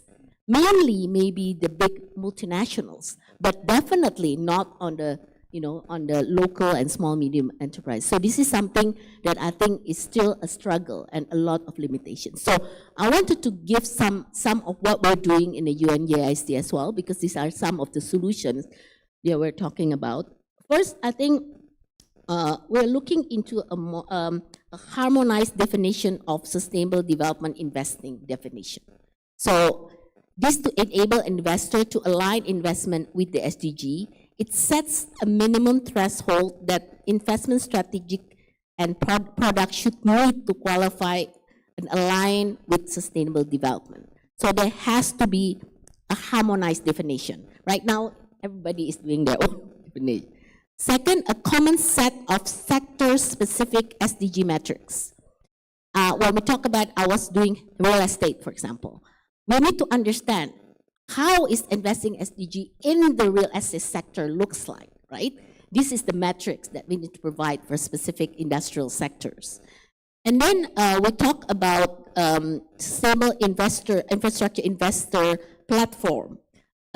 This is more also a blended finance concept for efficiently co-investing alongside the multilateral development banks at a scale in emerging market sustainable infrastructure. And finally, we have also updated edition of the model mandate that can guide asset owners on ensuring that their stewardship and sustainability objective are fully reflected in the agreements and contract with asset management. So these are, let me clarify though, these are things you've accomplished so far, harmonization, yes, SDG on the platform. because I believe there needs to be a global initiative. Now, but this is Indonesia specific. No, this is a global initiative. When I come at looking from the Indonesia's perspective, I believe that we need a push from the global perspective so that Indonesia can be brought online as well. And I'm happy that the UN is inviting, for example, I'm coming from Indonesia, I'm representing one of the few of developing countries, to be part of this discussion, right? So all this, because we need a global effort. It cannot be just coming from country specific. And country specific like us, who still have a big gap with some of the, the more developed countries, need even more support. That's a very important comment, especially coming from a large company like Centessa, but also from the largest, a company from the largest economy in Southeast Asia. You are looking not to define it for others, but you're saying we need international standards, I guess you're saying a harmonization of taxonomy, harmonization of understanding, so that there be clarity where these investments are going and what progress we're making. I take that as a vote of confidence in the international system, the international community to create those standards, and I applaud you for being so engaged in them. With the time remaining though, Shinta, let me open up the conversation if I may, and thank you for that sweeping answer to my question. Actually, you answered the three questions I had planned for you in that one answer, in that one response. Let me now, if I may, yes, Nusrat? Turn it to the audience and see whether there's a question for one of the three panelists that we on stage with today. Gentleman in the back there, let's take two. In the meantime, to that gentleman in the back, can we get a microphone to him? Give us 1 second. As that microphone is going away to getting to the gentleman there in the back, please make sure you state your name and your affiliation before the question. And then also let us know, sir, who are the questions being directed to? Absolutely. Thank you so much for the wonderful discussion. My name is Manoj Bharadwaj. I'm an international lawyer and I'm based in Washington, D.C. I'm completing my PhD in International Finance and ESG. And I am the founder and CEO of Climatability, a new sustainable management advisory and consultancy firm.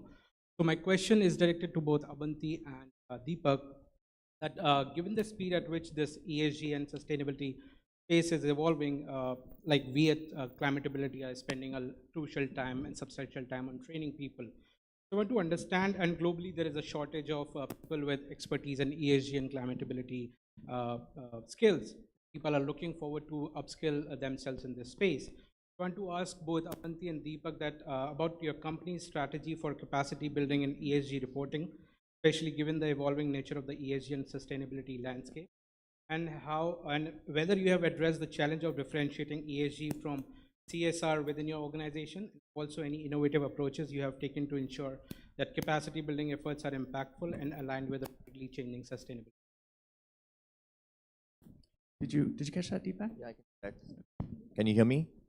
Yeah, thank you, Manoj, for that question. And I think you hit the nail on the head, and this has been part of the experience that we have been having over the last year and a half as we went through the journey of filing our first BRSR report, which just happened a few months ago. And it was a mammoth journey. And I think underneath that, we have realized now the need for massive capacity building. Few areas of how we have started to do that. Though it was not mandated, what we did was we got our first BRSR report audited by an independent auditor. And we got PwC to do that for us. And we did that because we know version 2, version 3, version 4 is ahead of us. And we wanted to make sure that through our first effort, we could understand how could we make our systems, our processes much more robust in order to prepare for the next rounds that come. So that was one thought.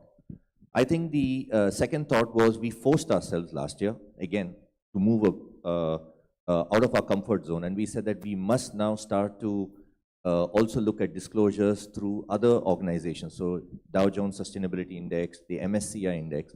And we went in and we put in a huge amount of effort as a company. And the outcome was that we got a very good rating last year from the DJSI. We were the best FMCG in India. And we have also now been included, HUL has been included in the Dow Jones Emerging Markets Index that is there. Now, whilst we did that, partly for the recognition, the more important part was it again starts to build our muscle in terms of what are all the different things we need to do in terms of data, governance, digitization, capacity building. And the third bit, which I'm now starting to look at, is for all our employees, how do we create the basic modules and the advanced modules? So how do we raise the floor for everybody in the company? Because this is now going to impact the everyday job of everybody, whether you're on the front line or whether you're in the head office.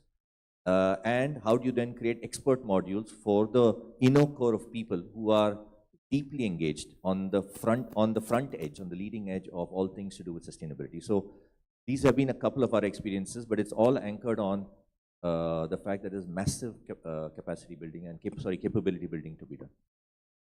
Vanti, would you like to give a shot at that question? Yeah, so I will say echo Deepak in whatever he has said. Further to that, I'll add a couple of specific things.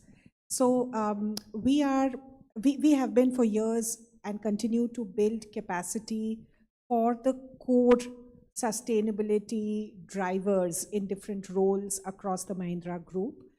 And that's a very granular, execution-driven, providing solutions to sustainability problems-driven kind of curriculum. And we have a series of such training programs done through the year by a combination of the in-house sustainability team at the center and experts that we invite from outside. What we are now going to do starting this year is the point that I had made earlier, which is address the learning and understanding gap on sustainability among our leadership. By that I mean CEO, -1, -2 levels.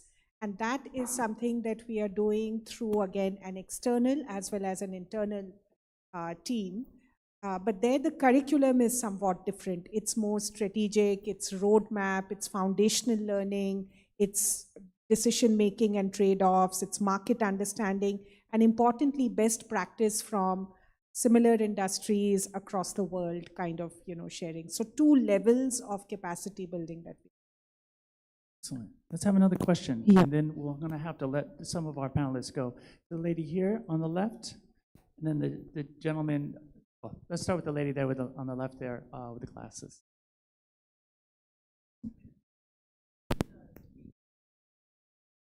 But for our people who might be joining on YouTube, sure. And indeed, we do have a YouTube link where this is all live. I should have told you that before. But. So I work with the World Food Program, and as the name suggests, we are interested in food and nutrition security.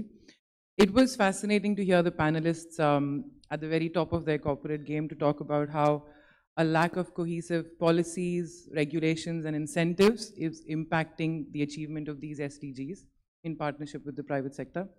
My question is, what do you think is the scope and the impact potential of a similar collaborative, cohesive development agenda amongst corporates? So I understand that there are 17 goals, and that's a lot of them, but some of these goals have far-reaching impact consequences such as hunger, education, livelihoods. What are your ideas around focusing efforts of corporates specifically on these goals and then taking it up, over periods of time so that there's better impact rather than spreading our resources? Is that a question for Caroline? That's a question for, I'd be interested both from an Indian and global perspective, so just a question for the corporate. Why don't we start with Caroline and then ask Shinta, since they haven't yet spoken to the questions. And ma'am, what's your name? Ansi, welcome. Let's start with our person who's Caroline on video. Caroline, are you? Thank you so much. Yeah, can you hear me? Yes, we can. Sorry about that. Very good. Thank you so much for the question. I love that question because, frankly, this is the only way that we're gonna move the needle. You know, if I have to tie back to the start of the day, moonshot for SDGs, well, that's gonna require every single person to really work together here, and that's across sector, but also within individual sectors. So this is indispensable to bring different industries and sectors together, notably because there are synergies and complementarities to find solutions. For example, if you look in the farming sector, you absolutely need digital tools to be able to better understand forecasts on climate projections for the ability to grow crop, fruit, vegetables, and so on and so forth, right? So you do need collaboration across the private sector to really be able to find the solutions, those new technologies and innovations across an ecosystem. If you think about the health agenda, health is an ecosystem as well, right? If you think about what the different barriers are to enabling health for all, this is about the right solutions, this is about the right access, physical and financial. And here, if I actually look at Deepak here as well, right, our companies and are complementary across the whole approach of the health ecosystem, right?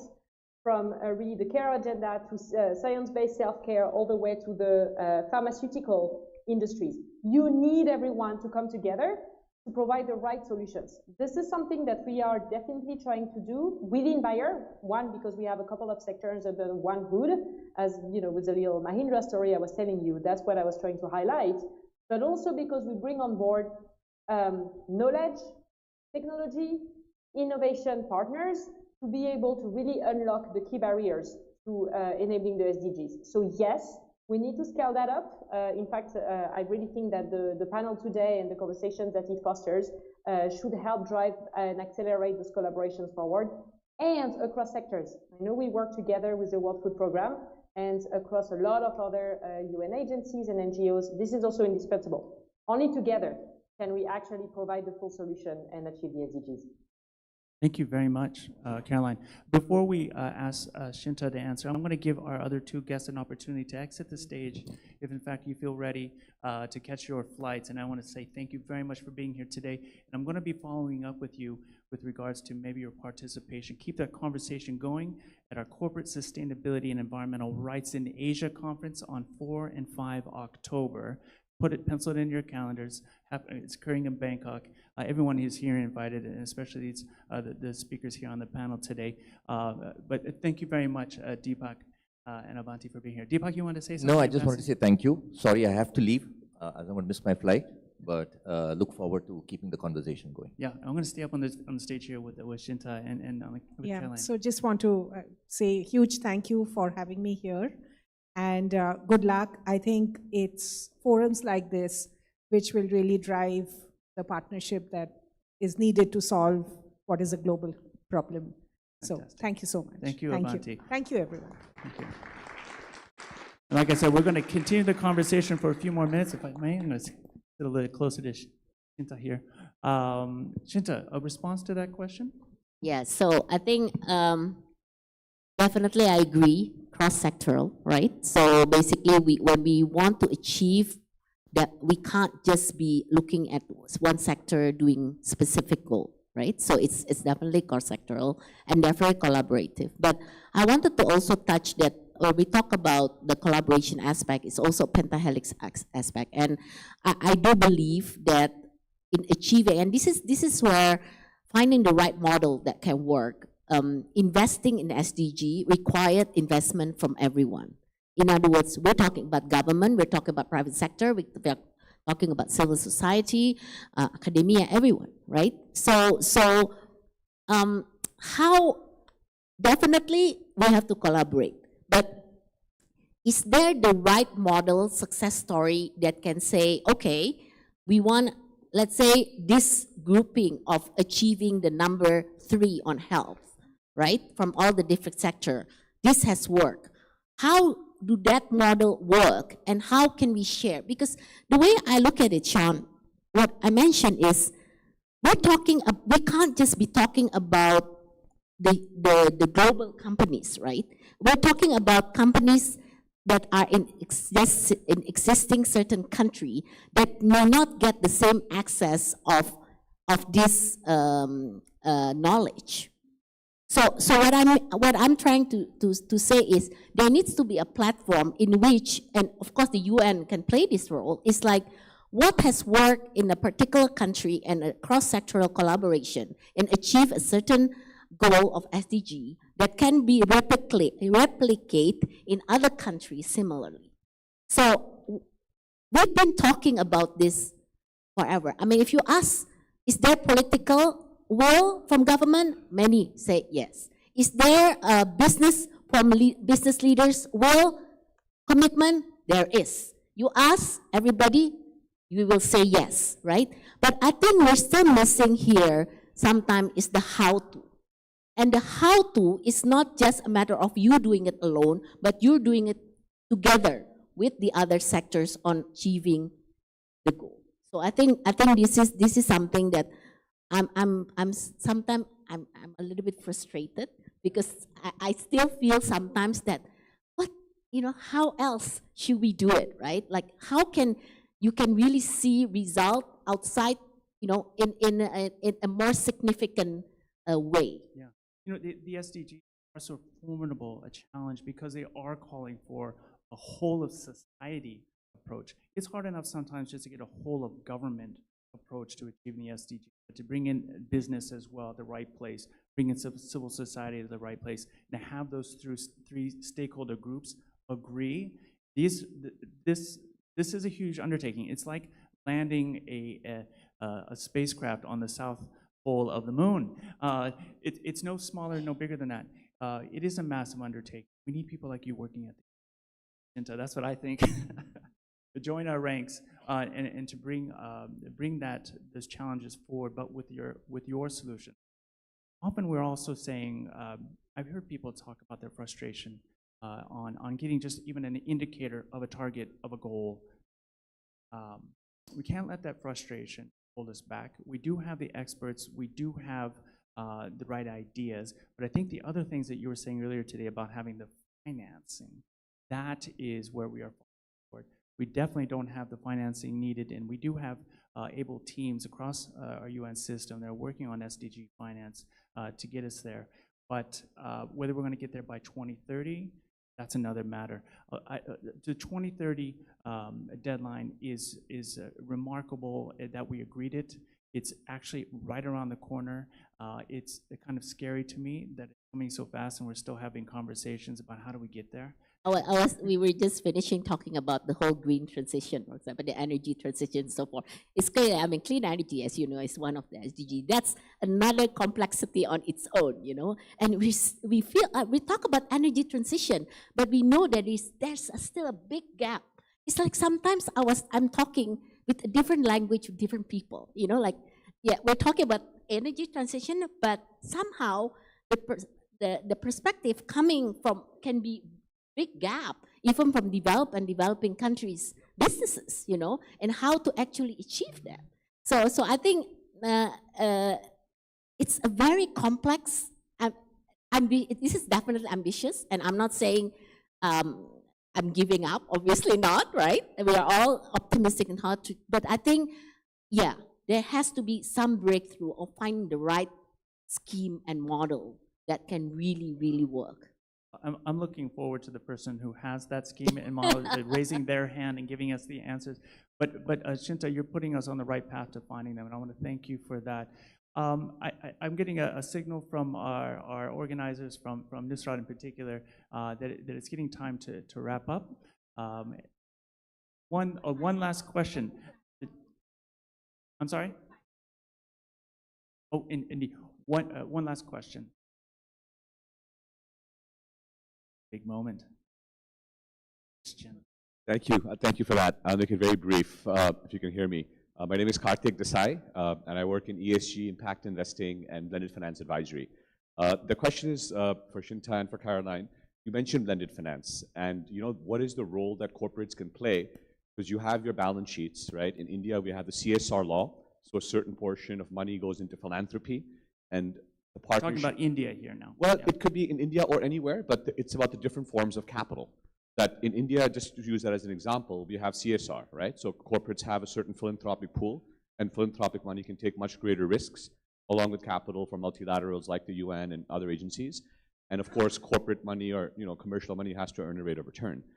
So how do you see that interplay between public and philanthropic capital and pure private capital, whether that's corporate balance sheets or commercial investment in achieving some of these SDGs?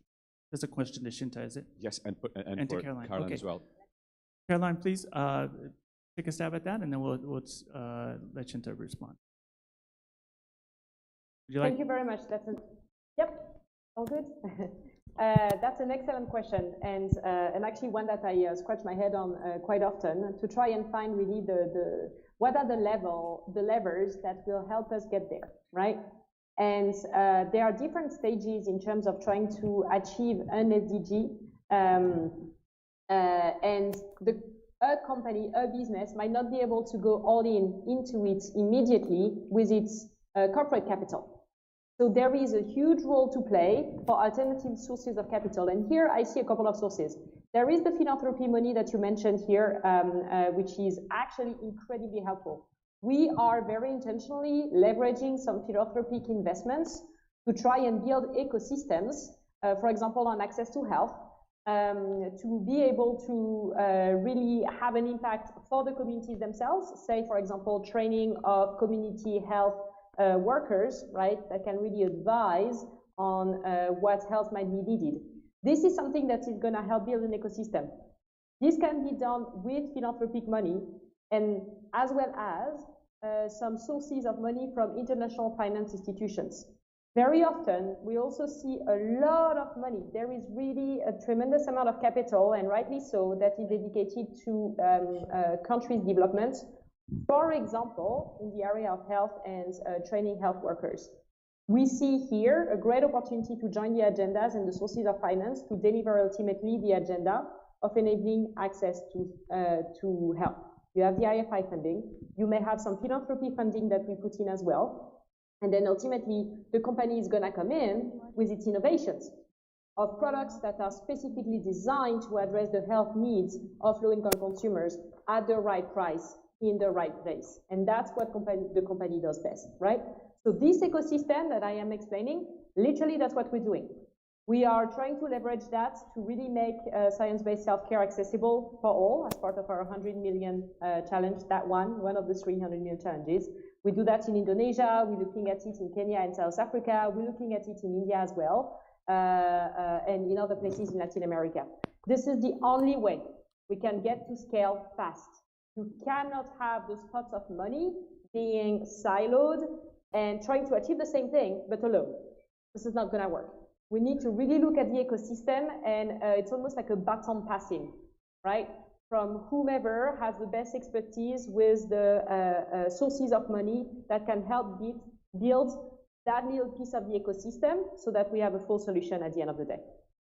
Thank you, Caroline. Yeah, so last year during the G20 Indonesia, we start what we call the Blended Finance Alliance, because I do believe the blended finance is key. And we're talking about financing cannot come just from the financial institutions or government. Obviously, private sectors needs to be there, right? And I'm just giving you an example of what we're doing in our small group in Indonesia, Sintesa. So we do now the impact investing on the holding level, because we do believe we need to put, the word to where the mouth is. So in other words, we need to give an example that we're actually doing it. So I'm gathering entrepreneurs, family businesses, and start the first ever SDG fund for Indonesia. Indonesia never had something like this. And then I said, okay, when did you get it started? What was the year it started? It's about only a 2 years fund. We just closed first week. But I think it's not the amount, it's how we actually put there, and we work with the UNDP on the impact assessment, the mapping. Yeah, the IMM, because we invest on startups that does SDG, and we thought, let's start. I mean, we're talking about big way, but let's talk about small thing, okay? The startups, apparently there are startups that are very focused. Startup who wants to do specific SDGs. So I said, let's invest in them. And it's been commercially, I mean, we're only 2 years. We have already, quite a significant progress. And I think bringing together, the companies help to see, maybe not, they start not in a big way, the family businesses are, but they are chipping into this fund. Now, the other thing now that I work is the fund now we're developing, and I said to my government, okay, we put this much, you put that much. So we have the public-private partnership SDG fund, because I said, we need to show that actually there is something that we are doing. So I think small things like that can encapsulate, that we're not just talking about it, but we're actually doing it. And when you look at the startup that has been, flourishing, doing it, you have satisfaction. Okay, maybe it's still far away, what we're doing is small, but I think we're starting somewhere. That's amazing. And is the government meeting the challenge? Yeah. It's with the state-owned enterprises and so forth. Yeah. Fantastic. Yeah. Fantastic. And I want to learn more about some of these companies later that you're investing in that are making that a difference. Shinta and Caroline, thank you so much for responding to this last question, and indeed to all the questions. Allow me just 5 seconds for some follow-up, summary remarks. We started today's conversation and we learned that deliberate and sometimes massive efforts are required, especially by the larger companies that have many suppliers, that have many products, that those investments are required and are being made in the form of capacity development, goal and standard setting, meetings and expectation settings with suppliers are being made by the larger companies, and we applaud the companies that are here. One thing I also learned, though, is that we need to start getting the fence sitters up on the stage too, and we need to find a way of constructively pressuring them to join the ranks of the companies that make their way to this kind of stage in the future. We have evidence that businesses are actually leading. They're getting ahead of government, perhaps in some cases. Mahindra intends to become carbon neutral by 2030. I think that's fascinating, and I'm looking forward to understanding the metrics better. Also, Bayer's taking a holistic approach, ensuring that climate change, food security, and health and nutrition are addressed as one for that transformative punch. But we also learned a lot about the challenges, and Shinta's been very helpful in giving us a more clear-eyed view of just how formidable those challenges are. Harmonization is necessary. The words we use, the taxonomy used, to understand how things are being measured. But also we learned from Abinta, who's sitting in this seat here, that engaging leadership is still a big problem, and still they need a lot more warming up to the Sustainable Development Agenda. Finance, it's still lacking. Sustainable finance is lacking, and we're going to need stronger regulatory frameworks or a smarter look at regulations to further incentivize companies, maybe perhaps in particular small and medium-sized enterprises, to engage in the 2030 Sustainable Development Agenda. I don't know if I did justice as a summary there, but I want to thank all of you for participating today in this conversation, and I'm going to turn things over to Nusrat. Thank you very much to our speakers and to our participants today. Thank you, Sean. Thank you, Bhushinta. Thank you, Caroline, for joining us virtually. A lot of information I hear. I'm not going to summarize it. Sean did a very good job of that. But before we close for the day, it is my absolute privilege to now invite Ms. Isabel Sean, the Deputy Resident Representative of UNDP in India, to deliver the closing remarks. Ms. Sean has 20 years of experience in international development within the UN at country, regional, headquarter levels, in conflict, post-conflict, low and medium income country contexts. And prior to taking up her assignment in India, she has served as the Deputy Resident Representative of UNDP in Burkina Faso, and as the Governance and Peace Building Team Leader at the UNDP Regional Hub for Europe and Central Asia in Istanbul. Welcome, Ms. Sean.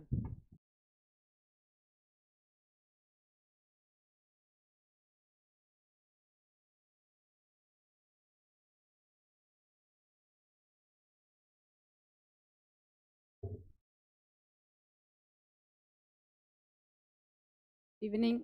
Good evening, ladies and gentlemen.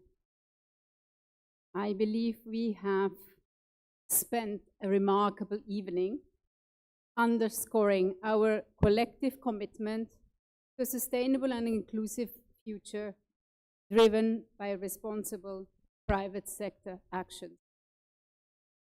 At the outset, let me express the gratitude on behalf of the United Nations in India and the United Nations Development Programme in India, our gratitude to Honorable Minister Shri Hardeep Singh Puri for joining us today and reiterating the Government of India's commitment to the Sustainable Development Goals and responsible business action.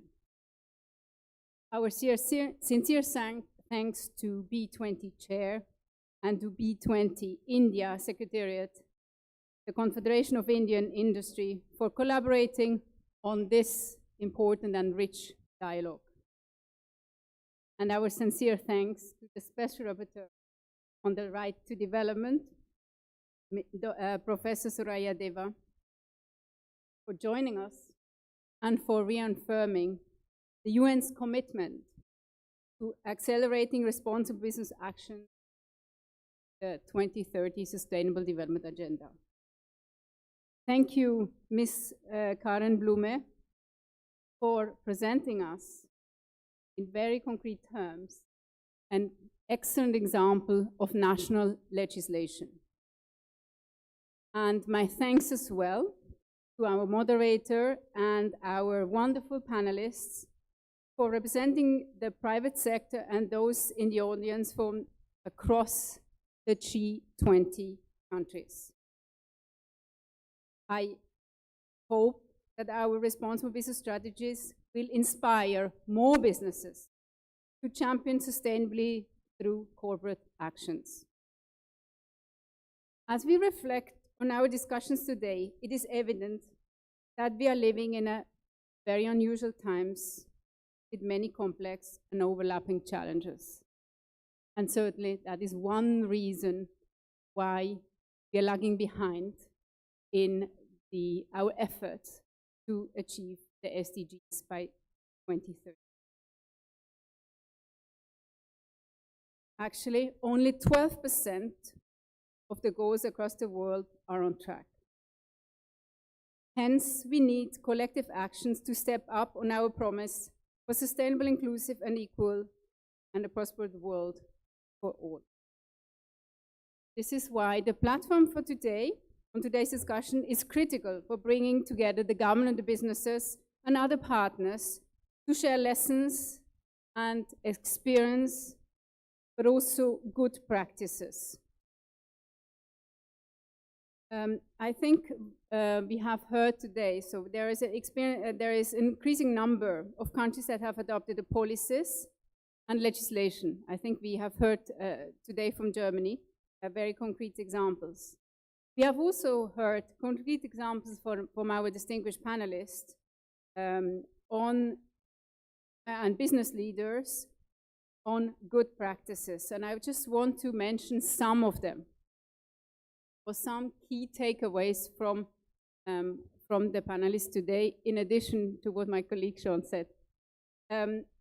One example, and I think it came very strongly from all the business leaders, but strongly from Caroline from Bayer, is the deep engagement with suppliers across the supply chain and the capacity building of suppliers as well. Another one is obviously the strong due diligence models, and I think that was underlined by all of them, the importance of large businesses to invest in these business models. And we have heard also the importance of to validate the progress made against these commitments. Furthermore, one of the challenges we heard is the limited availability of finance in doing SDGs or in making progress towards SDGs. So we have heard there obviously of different models for incentivization for business that invests in business actions which are critical and which can accelerate SDGs. And finally, last but not least, and I think this is, we have some good examples there, is really the regulations which must support the businesses in the agenda. And above the regulations, of course, there are voluntary regulations, but we have heard as well the examples of not voluntary but mandatory, so national legislation. So when businesses take responsible actions across their operations and value chains, they have the potential to bring about positive transformation in the lives of millions of people, directly contributing to the fulfillment of the SDG. And to come back to the regulations from 2011, but still the UN guiding principles on business and human rights, along with other policy frameworks, and then in India we also have an important framework, is India's business responsibility and sustainability framework, and obviously the new EU's corporate sustainability due diligence directive. All of those, they provide a unique opportunity to work together to promote and deepen business respect for the environment and human rights. At UNDP, our program on business and human rights, we work with all the partners. I would say we act a bit like a platform, a facilitator. We work with governments, work with businesses, we work with civil society, we work with national human rights institutions and academia to implement the UN guiding principles and advance responsible business practices throughout the global supply chains. In this journey, we work with governments to strengthen national policy on responsible businesses, with businesses to embed social and environmental due diligence across the value chain, and with civil society to strengthen, and with civil society and national human rights institutions to strengthen their remediation frameworks. We firmly believe that the private sector can play an important role in adopting and promoting business practices that help advance and achieve the SDG. And I hope that based on this dialogue, one important dialogue in our long journey we are going together, that we will be able to translate these good practices into scaled up actions. I thank you.